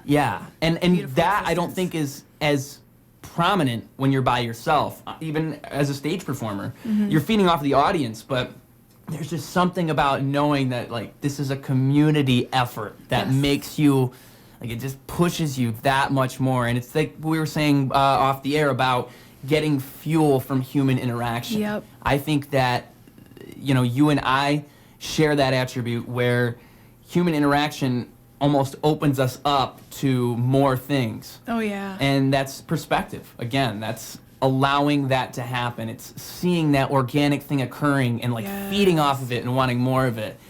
I mean, I also think... What's that? It's everything. It is. It's but everything. To some people, it's terrifying. Some people who are introverted, that's not easy. But they still enjoy seeing it. Like, they feed off of that, too. They just don't want to be the guy on stage. That's why people who are great stage performers are great stage performers, because a lot of the time people crave that type of energy. Like, everybody wants to let go of their insecurities and their fears and all these things. That's why a comedian is great, because you go and you see a comedian and you just get to laugh for an hour or two. You're not worried about all these things. In matter of fact, you're looking at those things and you're laughing at them and the humor in them, and it allows you to kind of diffuse those situations and just, let it be what it is.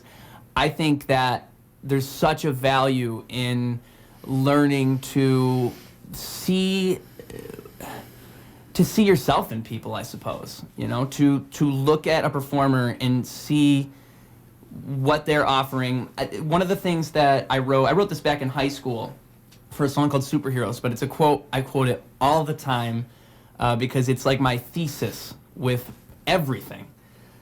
A match to a spark to inspire, I want to see you start a fire. Ooh. Yes. And the way that I look at that is, I am lighting a match, and that is only a little small, like I'm just a spark, and I want you to see that spark, and then a fire ignites within you, and you do something far greater than what I did. Heck yeah. Yeah. Heck yeah. That's what I want people, that's the way I look at things. And I wish more people looked at things that way. Just looking at things that happen and allowing that to organically create something within you. I mean, the most important messages I've ever received have been like, I'd be on a stage and then somebody says to me like, hey, I saw you performing the other day and it just meant so much to me, blah, blah, blah. It's something you would never expect, but it's like what you were saying about with the kids that you worked with and seeing them years later and just realizing the difference that you made in their lives too, and how much you matter to them. Like, they're worried you're not going to remember them and all this. Right. It shows the value that you hold.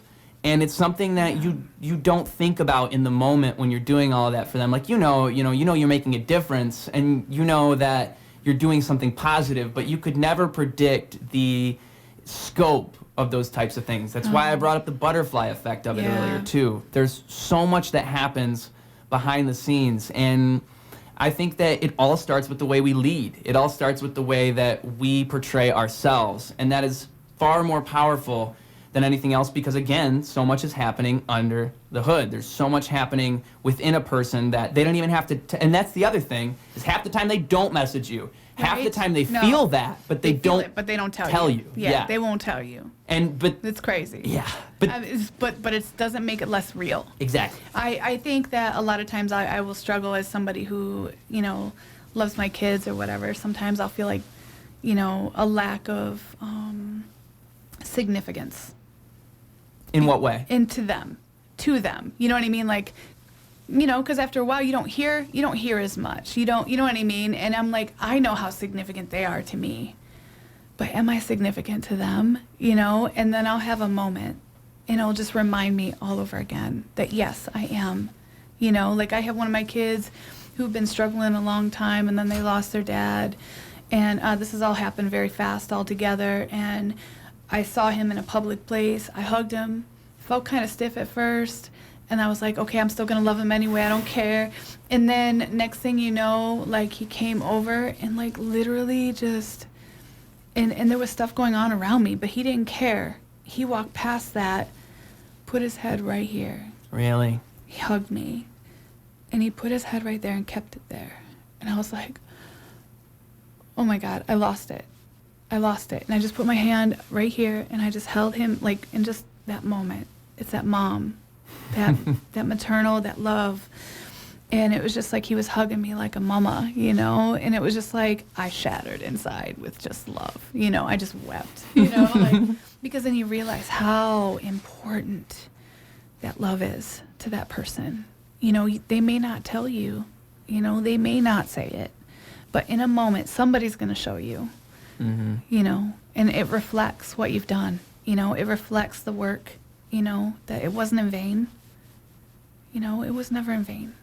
It was all for a purpose, and so, and it's worth it. It's always worth it. Oh, of course. To love. Of course. It's always worth it. It's hard, but it's worth it. It's hard because sometimes you won't see immediate results. Nope. That's the part that's most difficult, in my opinion, is you can put forth so much of that energy and it almost feels like a lost cause for a while. Yes. But it's those interactions like that reignite that, even within you. Yes. You see it again. You see the difference that it's made, and it just reminds you the purpose of it all. It's a seed. Yeah. It's a seed. So this is, and I tell this a lot. Like when I was in Holly, I would be like, so when you break up ground, you use a garden hoe, right? That's a primal, like that's a very basic tool that you use to break up the ground.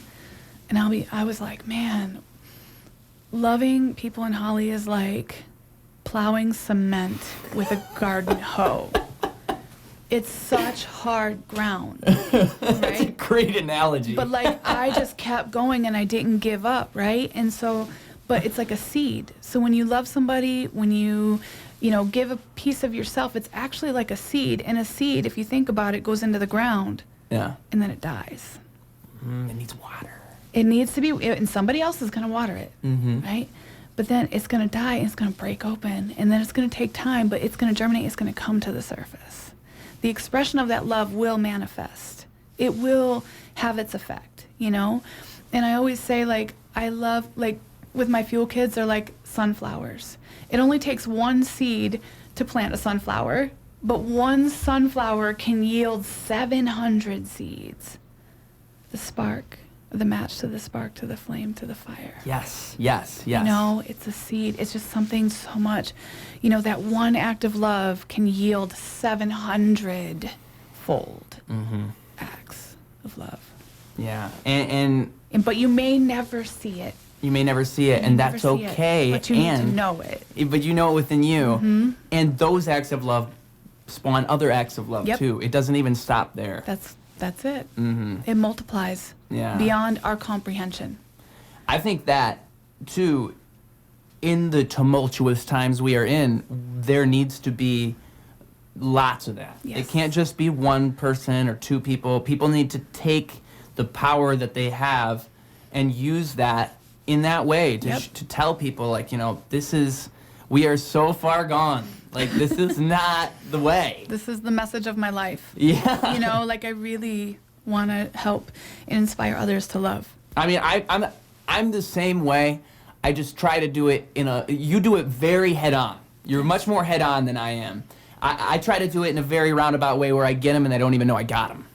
Oh, I do that too, but like not in a suspicious way or anything, but just like I'm just there. That's what I mean, though. Yeah, just there. Yeah. And then the moment, like they'll say, there's a saying that people don't care about how much you know until they know how much you care.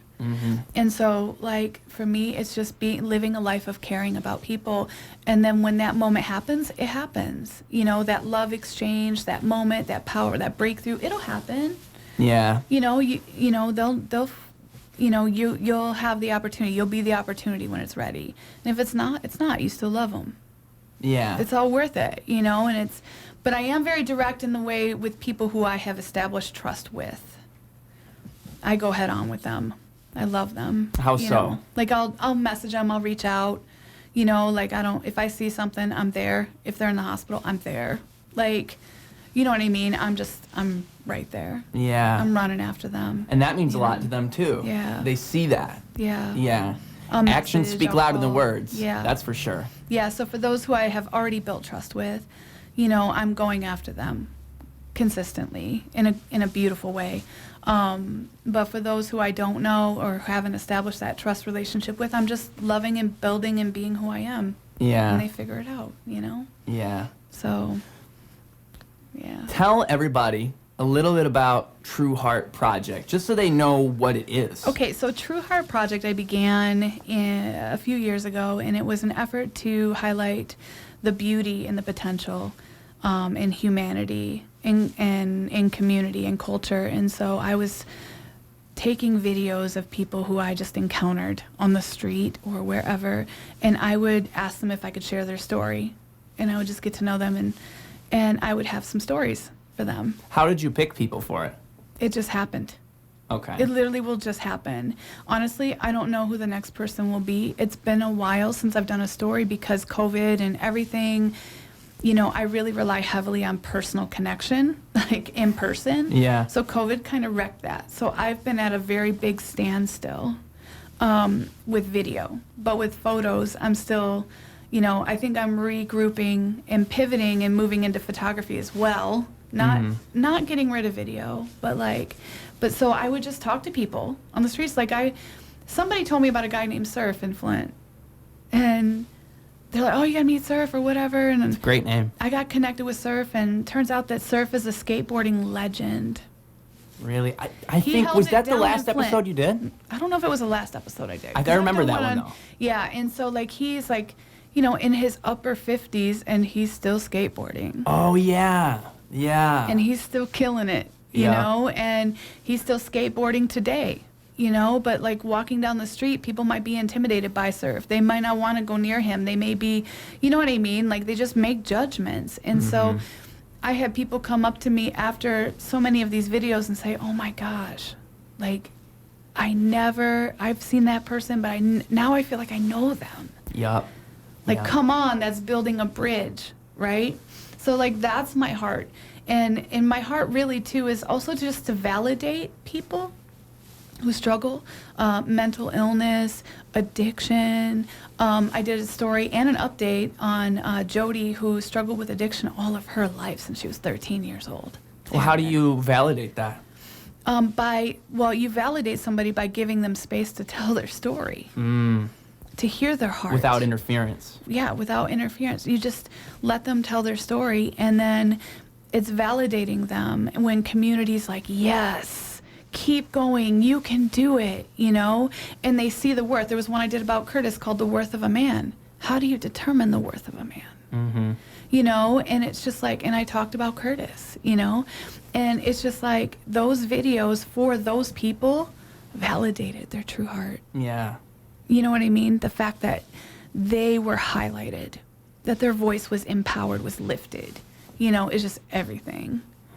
You know, so now I'm kind of in an interesting place where I'm wondering how to go about it next. So True Heart Photo is a new, you know, like I'm all in the True Heart. I don't even know how many times it's been said in this video so far. But anyway, I'm on Instagram right now. Website Upwards coming. of 50. Yeah, so my apologies to those who've been listening if you're tired of hearing it. But, you know, it's Oh, no, real. that's advertising It's right there. real. They'll never forget it now. They'll like be So- thinking it randomly throughout their day. They'll be, where's that Yeah. coming from? And but True Heart Photos on Instagram. My heart is to do the same thing with photography and to Yeah. help people to tell their story, you know, and to validate their heart, to capture their spirit, who they are, their essence, and you know, just give people joy and help them to love their community again through these images.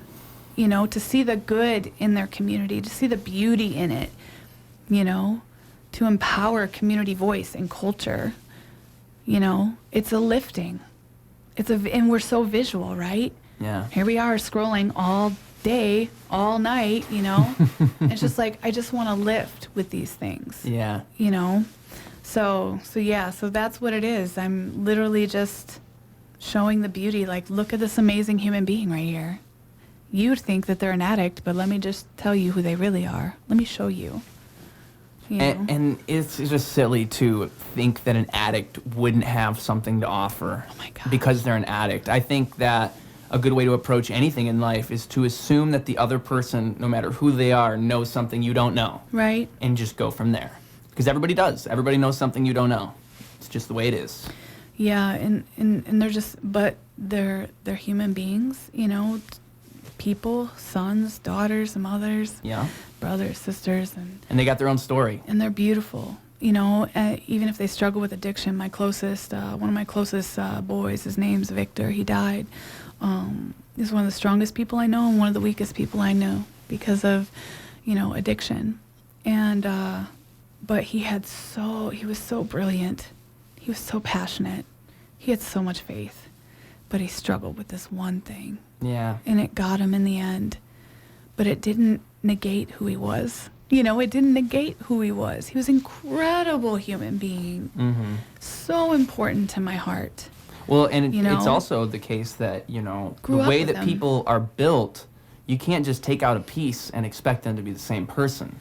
No. A lot of that addictive personality would also contribute to other aspects of that personality. You know, it's not as simple as, you know, you need to stop doing drugs. It's like that thought process is just part of an overall thought process. And a lot of the times you'll see creative people like artists who Yeah. struggle with substances, or comedians often struggle with depression Yeah.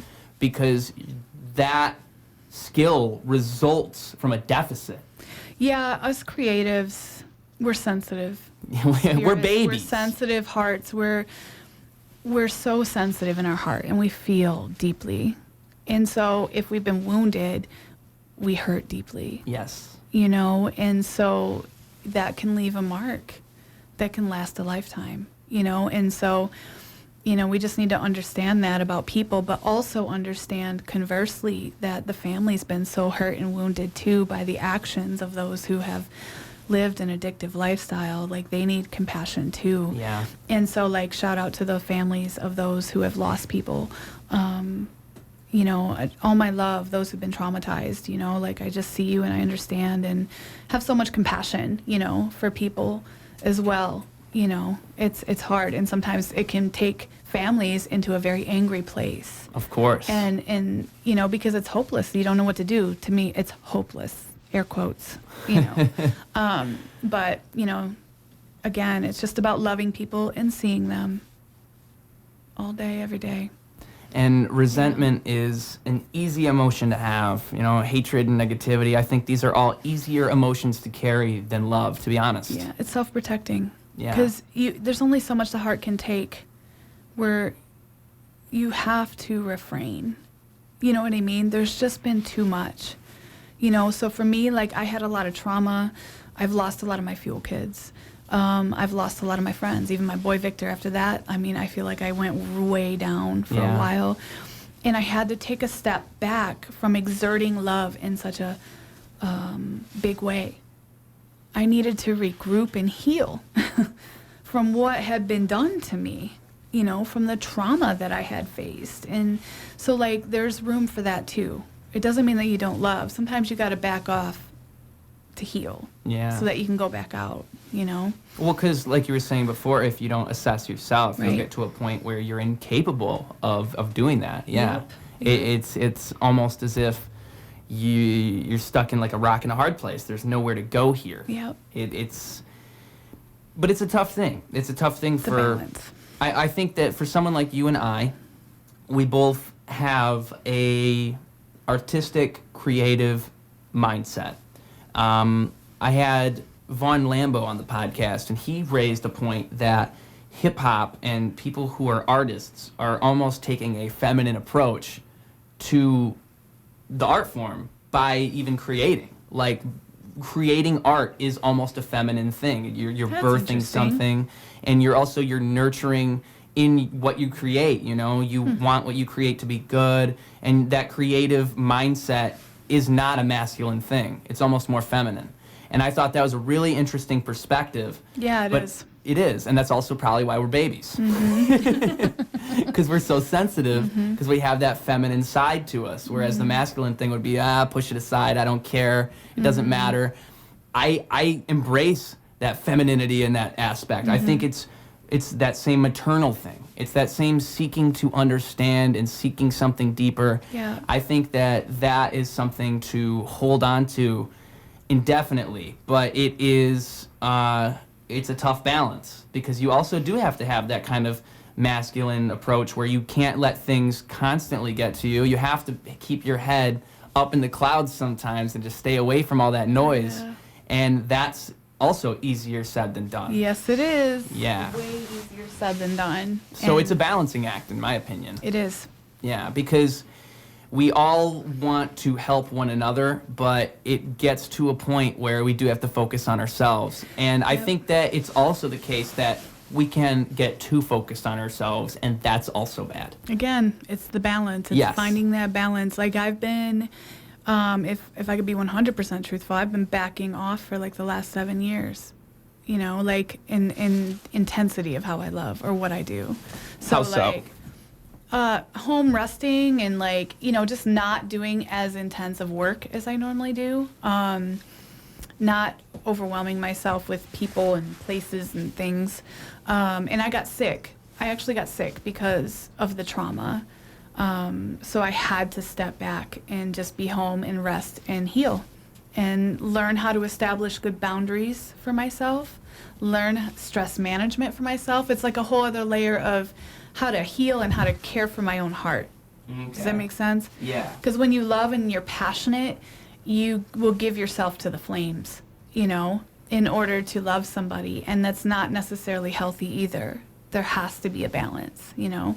And so I've been learning that balance the last 7 years, you know, how to love, but not how to do everything for everybody, you know. What does love really look like? It's empowering. It's not doing everything for people. You know? Yeah, it's almost leading by example. It's leading by example, but empowering them. So, like, I worked in my church, and I was on staff, and my job was to help people in need. Okay. And so, like, back in the day, like, back then, I would give anything. If my fuel kid had a problem, they had a consumer's bill, their power was out, I would be paying their consumer's bill for them. That seems like love. But it's kind of, in a lot of ways, can be inferior to to the possibilities of love. So I learned through that job to ask questions, to help them to get their own victory and not to cut the chrysalis for them. Do you know what I mean? If you're a butterfly or a caterpillar and you're in that cocoon and it's your time to get out and then somebody cuts the chrysalis, you're killing the butterfly. Yeah. You know? And so a lot of times, though, our expression of love can actually be enabling bad behavior. Yeah. So I had to learn the difference. I agree with that. I mean, Yeah. you'll see a lot of that. That's why a lot of people struggle when they get into adulthood. Yep. Because they didn't learn, they almost were over-nurtured. Yes. And they didn't learn those things. I Yep. mean, I think you're probably luckier if you're the last kid than the first kid. Because a lot of times the first kid gets all that nurturing, and then the last kid's just kind of, okay, send them on their way. Actually, it's reversed. Do you think so? The first kid gets really difficult. Like, I'm a firstborn. Okay. And I've seen a lot of patterns, family patterns, and not just in my family, but, like, you know, in other families too. The last one, well, I guess it just depends on the family, but there's a lot of strictness with the firstborn. Yeah. You know, hard rules, don't do the, you know, just like harshness. But then towards the end, they're like, go ahead and do whatever. You know But what I you mean? think that would result in somebody who has, I feel So, like it's that almost person like has over-nurturing. But I feel like that younger kid has to support themselves more than the older kid. Because the older kid kind of got all of that hard strictness, they got it instilled in them to the point where they're so used to it that that's what they expect from the world. Whereas the younger kid's like, okay, nobody's going to help me but myself. I got it. I don't know. No?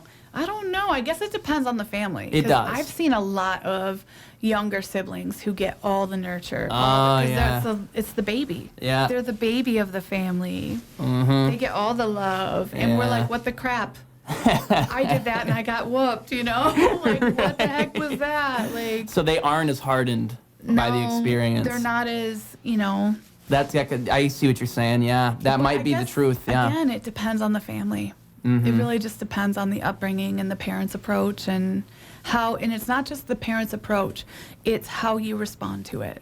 Of course. Your parents could actually have a healthier approach, but your response can make it seem like it's it's the worst thing in the world, you know. It's all perspective, too. Yep.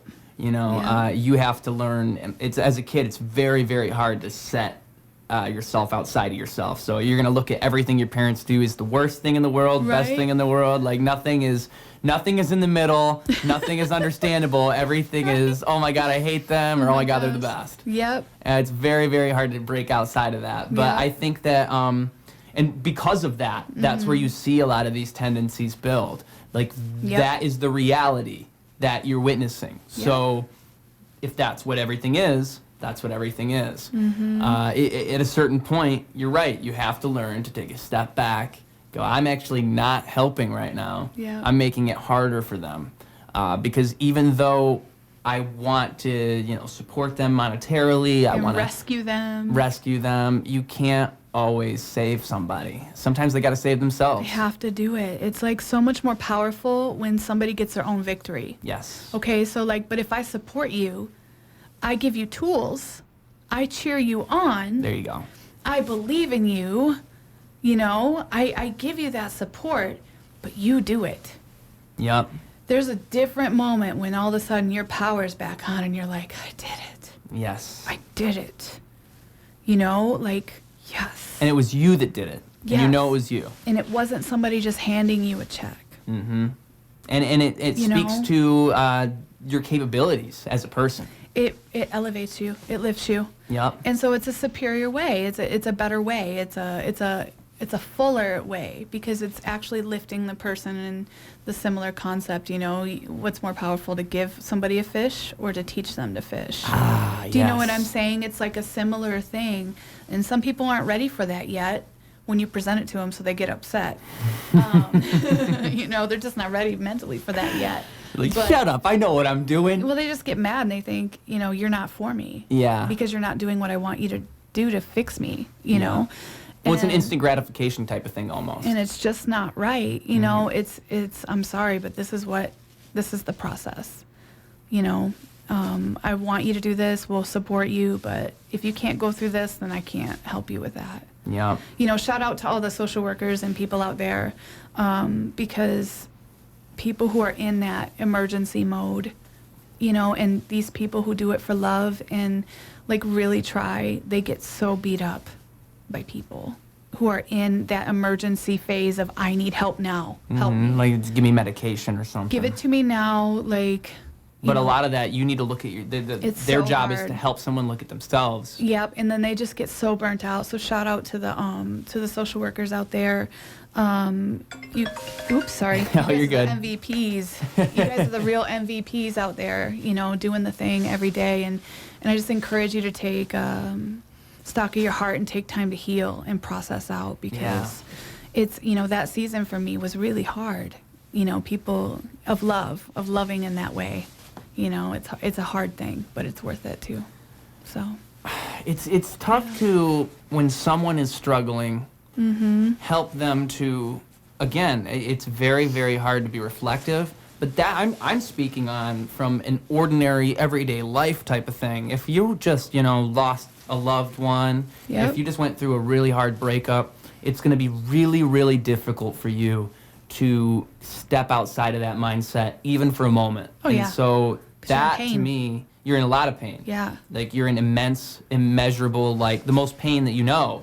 Like, when something that traumatic happens, it becomes very, very difficult. And you don't even realize how traumatized you are until you're like 6 months, a year out, and you're still holding on to those negative Yes. emotions.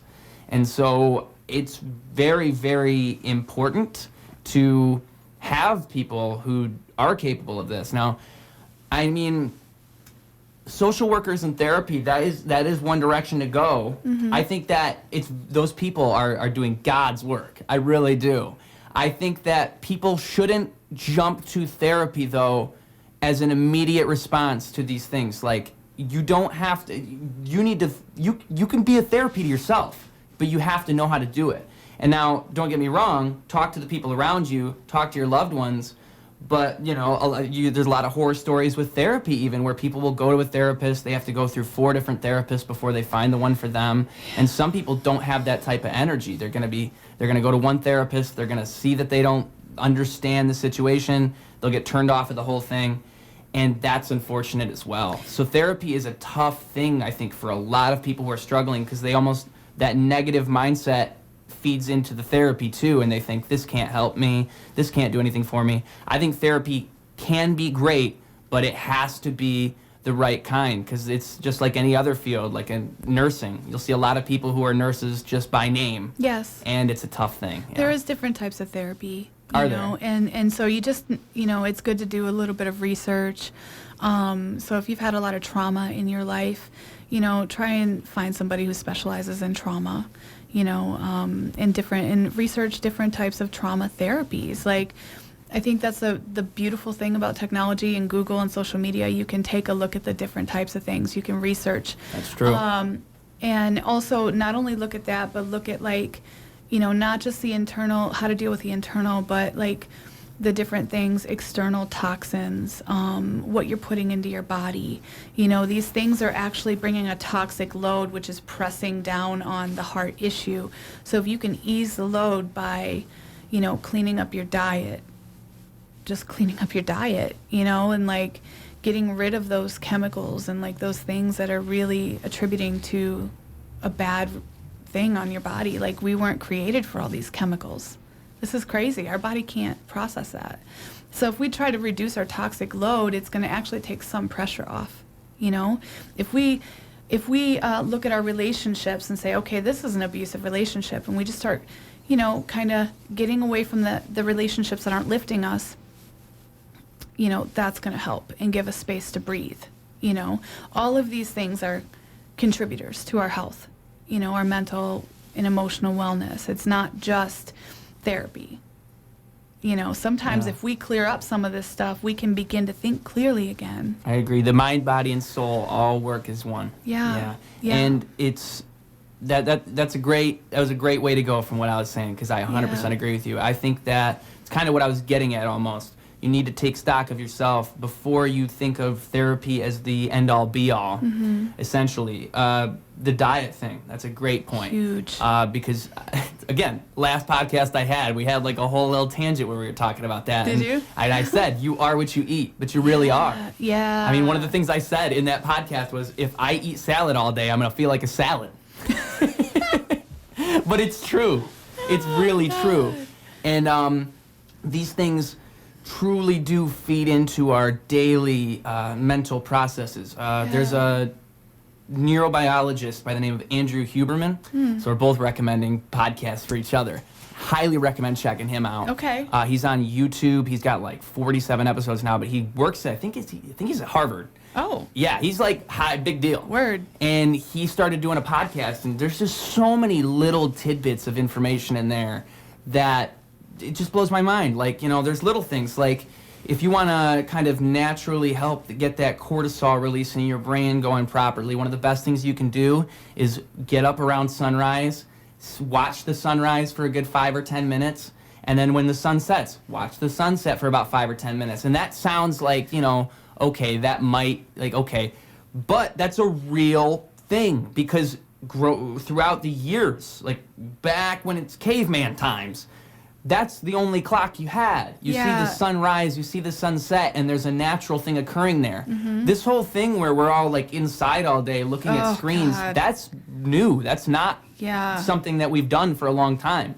And I think that, too, is a big reason you start to see a lot of people who get bad sleeping patterns, you get depression, you get these things, because sunlight is one of the most important things a human can get. We are so low on vitamin D. Yeah, and we're so low on it, especially in Michigan, like in the Midwest or whatever.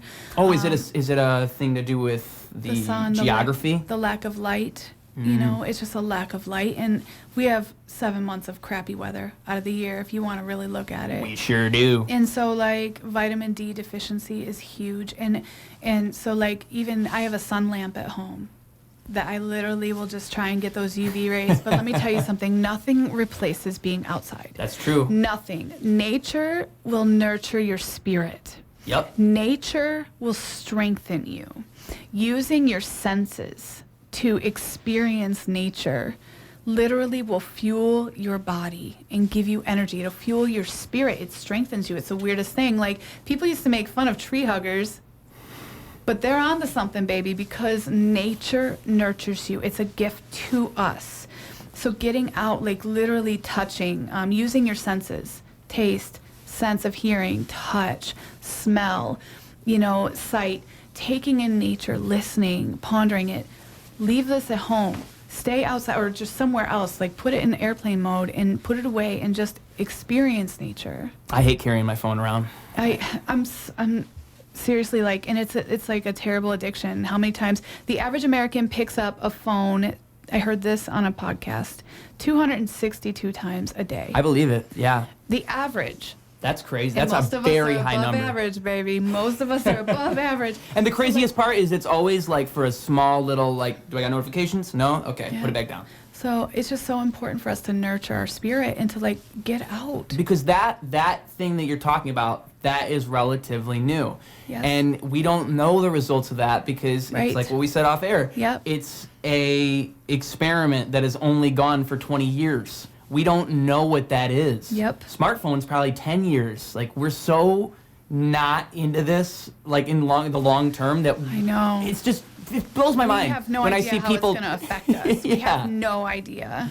And it blows my mind when I see people like try to downplay that, where they're like, Right. oh, you know, it's no big deal. Like one of the things that neuroscientists I was talking about, one of the ways you can help, and this is something that I would find to be difficult, but I haven't tried it yet because I don't know how I would do it.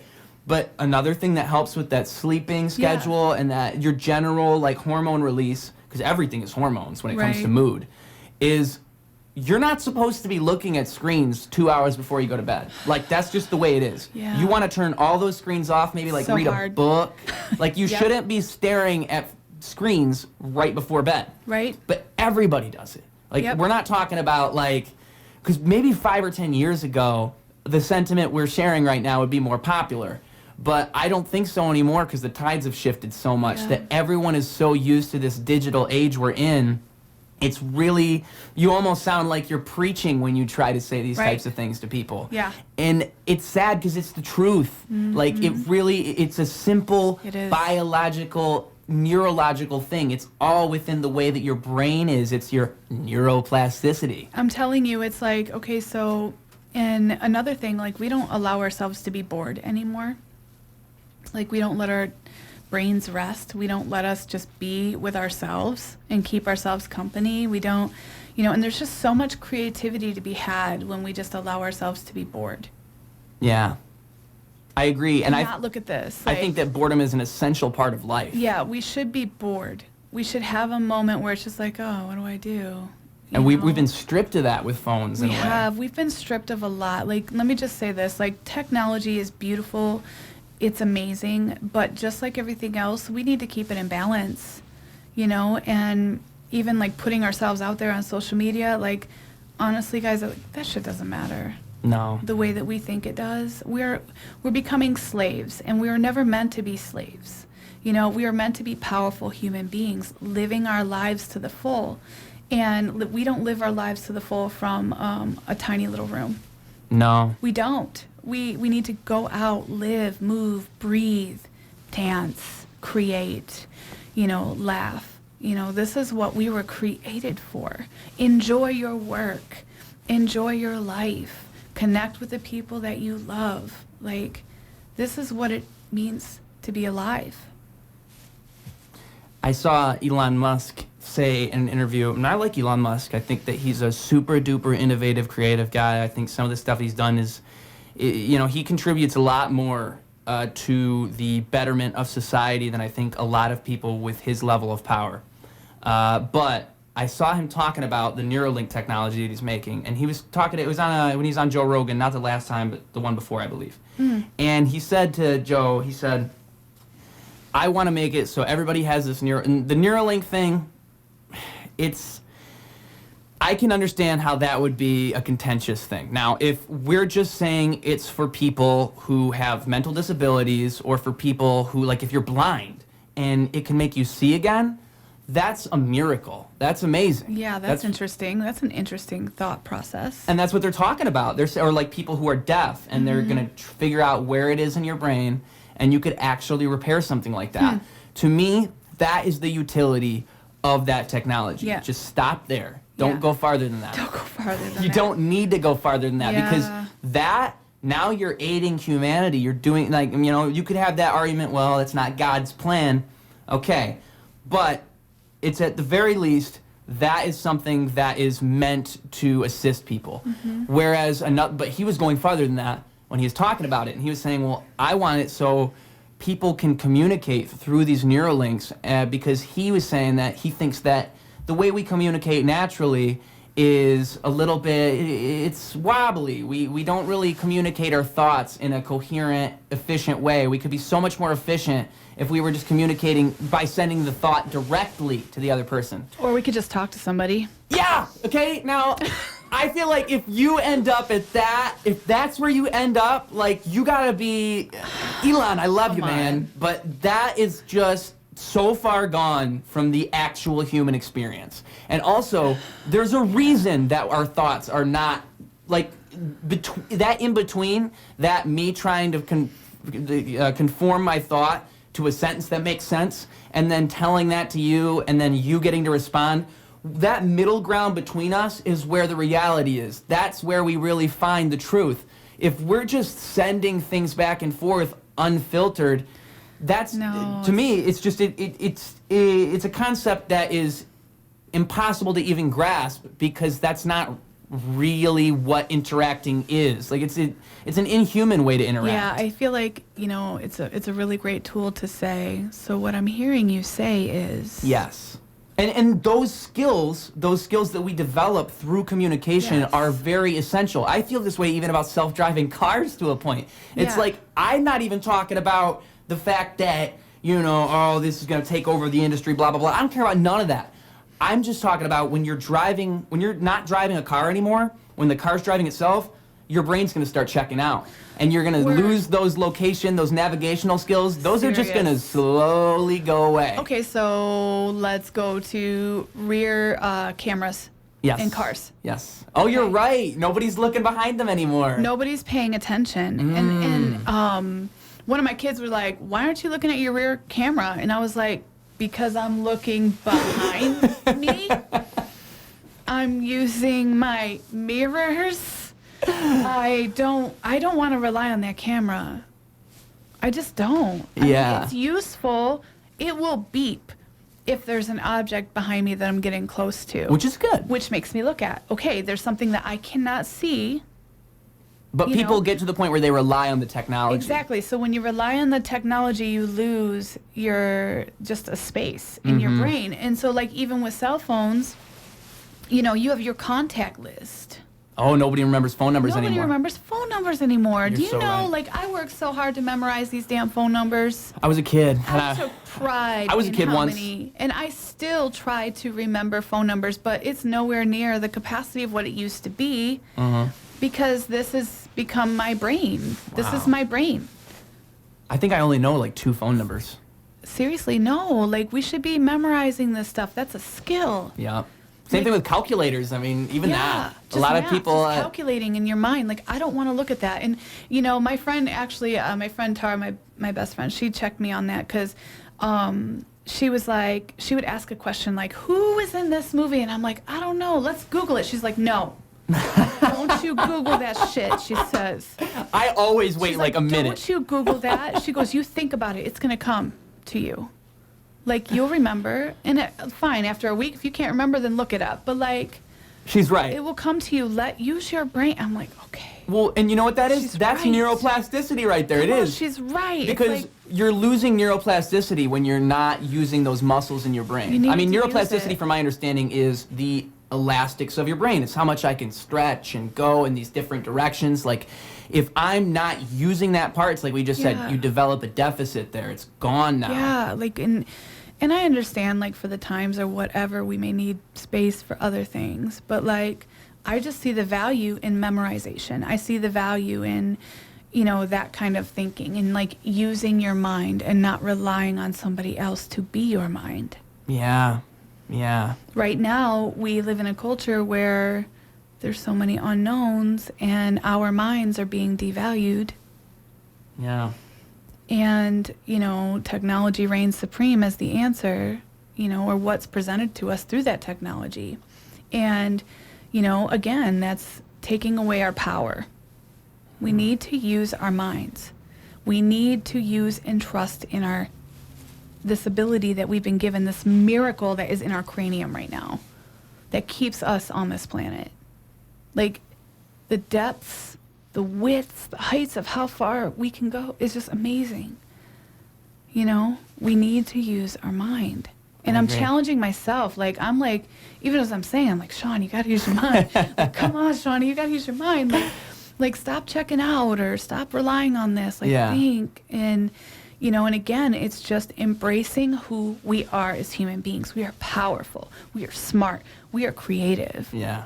We are loving and compassionate, and in just walking in I it. hate to stop you. I really got to pee. But you continue. Go. Tell that camera. Keep telling that camera about what you're saying. Don't stop on my account. I'll be right back. I'm gonna hurry. I can't do it. I heard I silence. couldn't do it.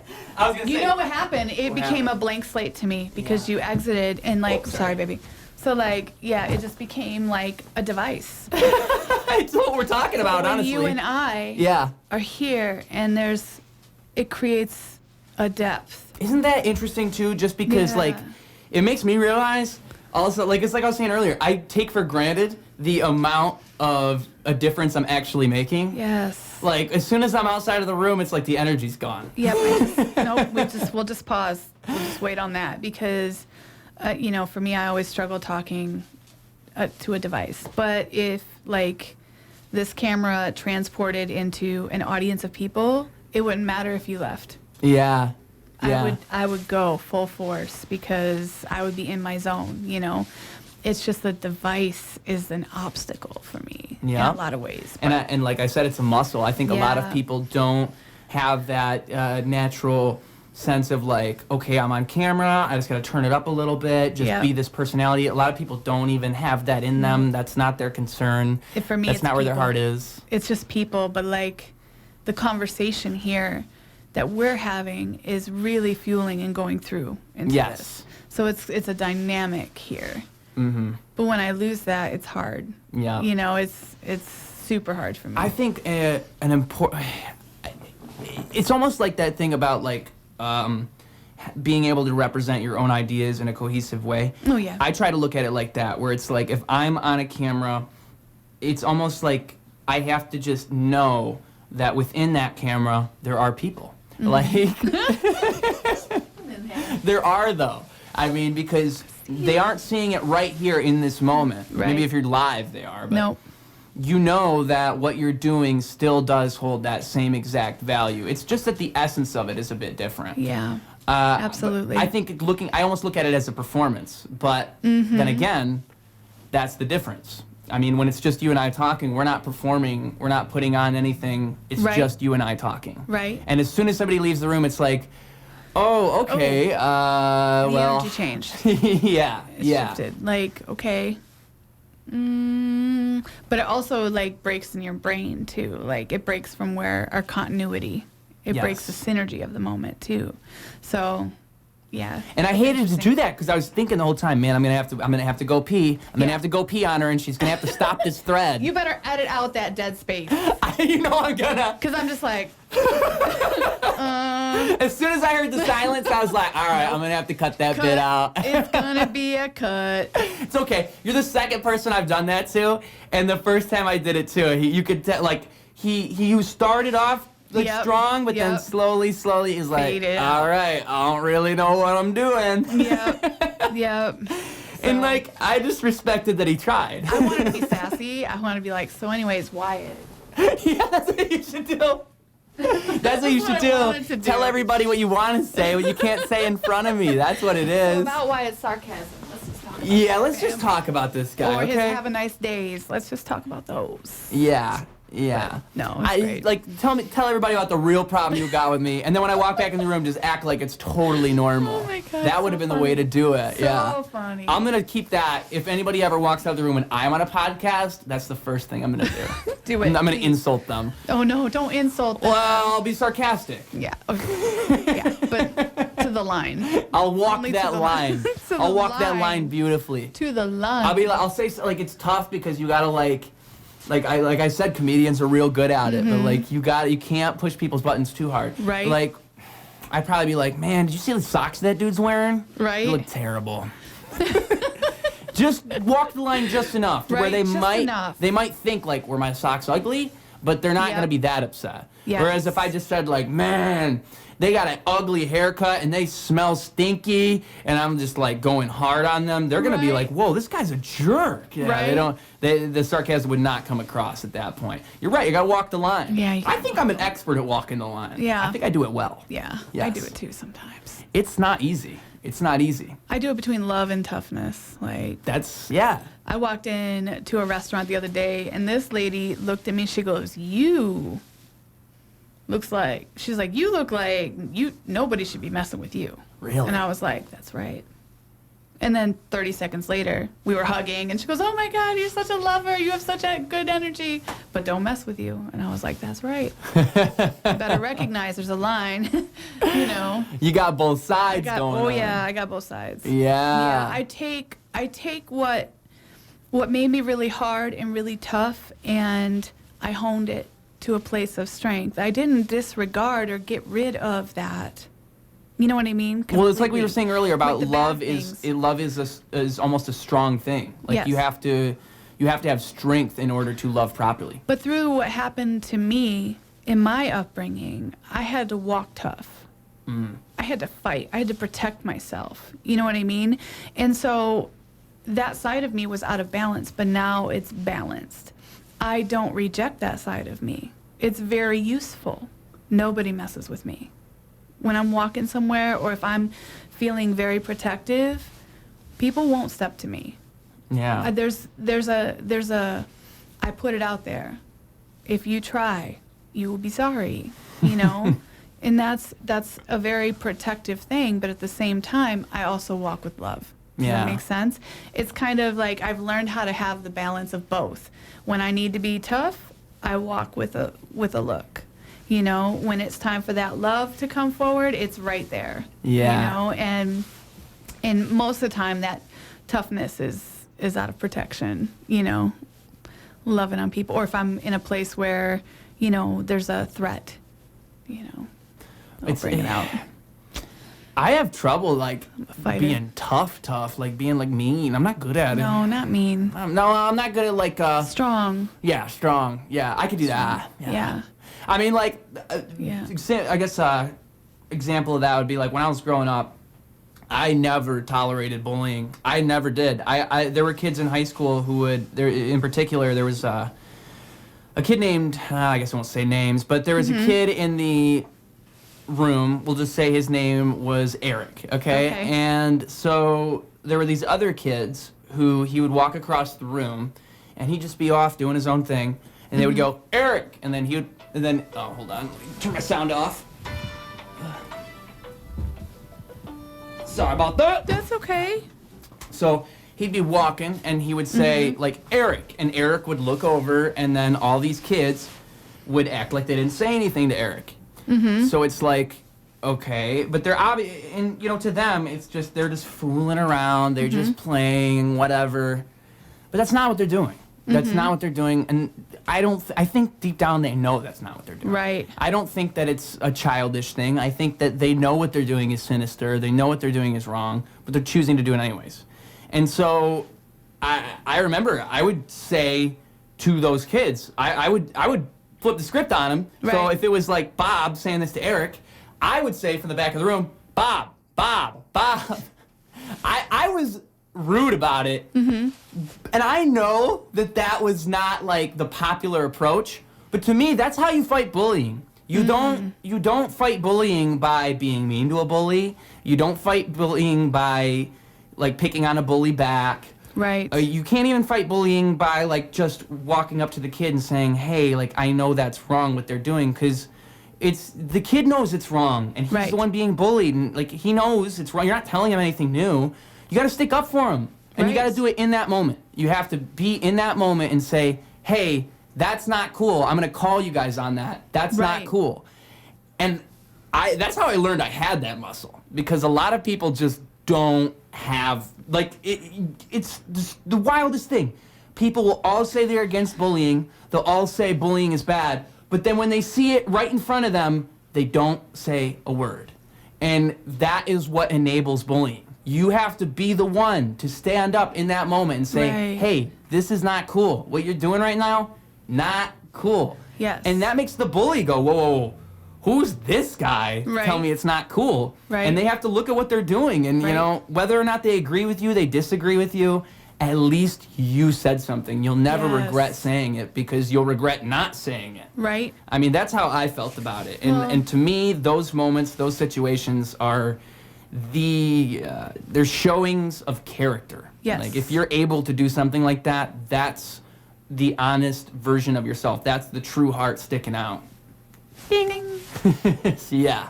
Absolutely. And to me, I wish more people had that within them. I wish more people were able to walk that line of love, but also boldness. You know? Well, I think they've done their boldness behind a keyboard. Yes.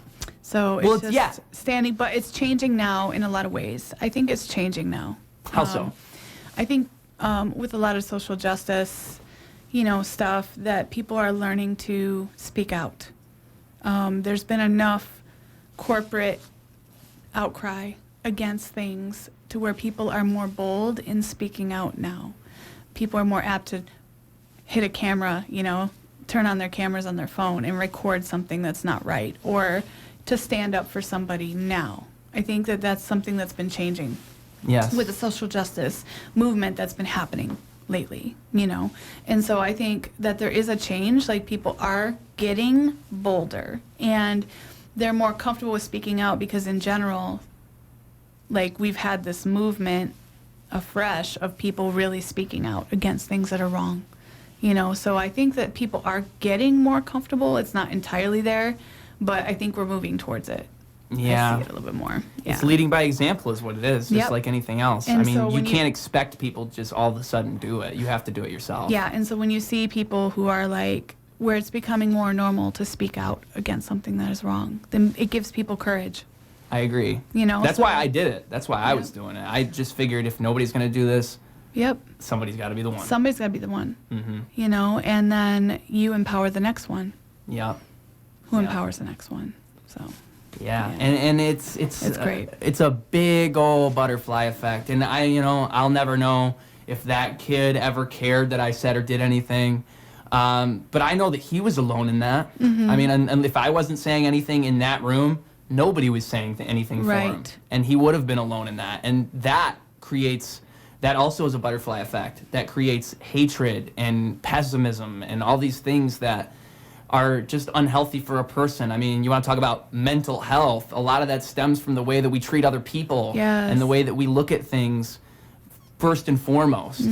I mean, there's just not enough focus on these types of things. It's all, okay, well, what kind of medication do you need? Right. Where a lot of it is just so far beyond that. Yeah, and I think everything that we've been talking about, like, really just lends to that. It's just taking care of your heart, learning to love, taking stock of your heart, like looking at inventory, like looking at your heart, caring for it well, healing, and moving forward. That's it. Towards your true heart. So. That was beautiful. That was beautiful. And you know what? I think that was a beautiful point for us to kind of wrap this up in a beautiful bow. Because I think that what you just did, I know you're not a podcast host. I know you don't normally do these types of things, but you just did a perfect, conclusion. Yes. That was gorgeous what you just did. I don't know how you pulled that off so flawlessly. Thank you. Because, you weren't even trying to do it, but you just wrapped everything in a beautiful bow. You just summarized our whole conversation. And handed the gift to the world. So before we go, though, Yes. I would like to know, for one, what can we look forward to that you're doing? What can we see coming from Shawny in the future? Is there a new True Heart Project video on the way? What kind of photography can we look forward to? Stuff like that. So I am, I'm a B girl, so if you follow me on Instagram, it's at Shawny Neubecker, Neubecker, Neubecker. I'm surprised we didn't even touch on that this whole time. Yeah, I know, right? Like that's Like a half of your personality is right really there. Big is being a B girl and being a female in the culture, and also being in my 40s and being a B girl in the culture is like crazy. It probably makes you real hip, though. They probably really think you're does. so hip. It makes me rare. Like there's not a lot like me, but there's more and more every day like me. Because, people are just waking up to their power. And Well, that's a leading by example thing, So, too. I think yeah. people see you doing it, and they see stuff like that, and they go, you know what? I could do that, too. Yes, and I'm that's- not too old for that. I'm very intentional with that. Yeah. So, you can follow me there and see my journey as a B girl, as a breaker, or on True Heart Photo, at True Heart Photo. I'm doing photography, just capturing the beauty and the story of community, of humanity, and of culture. And so really empowering community voice through photography. And I look forward to some stuff coming from there. I really want to tell people stories. And I know that there's a book in my future. I don't know when, I don't know how, but it's going to happen. And I'm hopeful for more stories for True Heart Project. I really need somebody to help me with editing on that. So, just saying. So, because I'm down for the stories, it's just hard to produce all of it. You got an editor right over here. I know. That's why I was like, we're going to be talking. So, like, yeah, I really, the more the merrier as far as, like, bringing together people. Yeah. You know, so just look for that at True Heart Project on Facebook, at True Heart Pro on Instagram. So, All right. And look forward to my name being on one of those videos one of these days. I'd love to help. Yeah. Let's go. Let's That'd be go. great. Hey. That would be dope. Well, That's so dope. Thanks for having me. Thank you for being here. Thank you for being here. I really do appreciate you being here. And I will say, I thought our whole conversation was going to be like, you know, running through the motions of, okay, well, what was this True Heart Project video like? How did that go for you? Yeah. You can never predict. This is why I approach podcasts in the way that I do. I think that it's kind of like similar to the Joe Rogan approach, honestly. It's bring somebody in.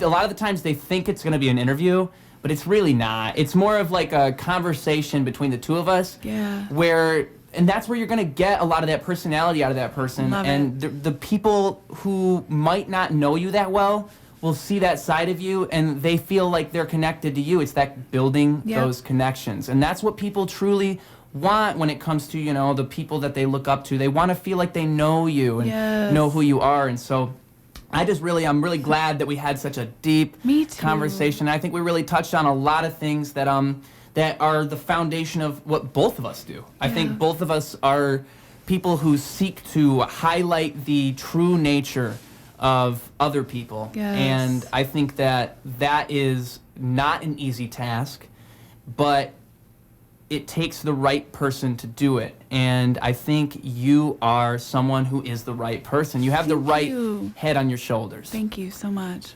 And that's an invaluable thing. I think more so now than ever, people do need to be looked at as people. They need to be understood regardless of where they're coming from. And that's the only way we're ever going to truly move forward out of this, whatever this is. So I really do think that the values we've been speaking on are something to, you know, take home and think about and really attempt to apply yourself to those things and understand where you stand on how you look at other people and how you treat other people and the way that you lift others up, because it's a community effort. It's not just one of us. You can't rely on the person on the screen to do it. It's everyone all the time. And as disconnected as you may feel, you are always part of a community. It is an inescapable thing. You are loved. You are loved. And the last thing I wanted to ask you too, just so we could leave whoever the listener is right now with something nice, is what advice would you give to someone what advice would you give to someone in order to help them lead with their true heart? What advice could you give to someone to help them be a more genuine version of themselves? Remember what it's like to be a child. That was great. That was beautiful. All right. Like before all the bad stuff happened, what was it like to be a child? Remember what you were. Remember who you are. It's who we were as a child, you know? What was your personality like?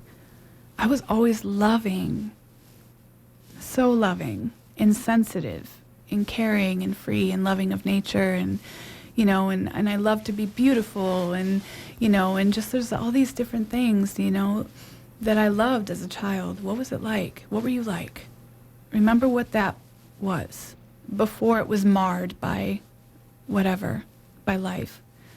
And just remember that about yourself. And try and have that translated into your life now. You know, we spend so much time running from being children that we forget that being childlike is what we need, who we were as children, you know? It's our true heart. So Thank you guys so much for being here. Remember her words. Use them wisely. Thank you so much. You guys, if you stuck through this whole thing, props. props. You are the top roosters of the coop troop. We love you. We're happy to have you. And you, my friend, have potential. You got a world within you. I'm a match to a spark. A match to a spark to inspire. I want to see you start a fire, boy. Okay? So do what you got to do. I don't care what it is. This world is your oyster. I'm just living in it. I will see you soon. Love you guys. Boom. We're really wrapping it up. I feel like I could just keep going. There's so many threads. Next time. Yes. We'll come back. Shawny will come back. There will be a podcast number 2. I promise. It's going to happen. And we'll talk about her dancing. We'll get into that on podcast number 2. Okay. It's not dancing, though. It's, what's the term? It's B-girling. It's breaking. Breaking. That's what I was thinking. Yep. B-girling, which almost sounds cooler. It sounds more hip. Yeah, right. Dancing is just like, that sounds like, ballerina. Yeah, but it's cooler than that. It's cooler than that. We're talking, she's going to get on the ground, she's going to spin. Yeah, and she'll spin circles around you. I will. Yeah. All day. She defies gravity.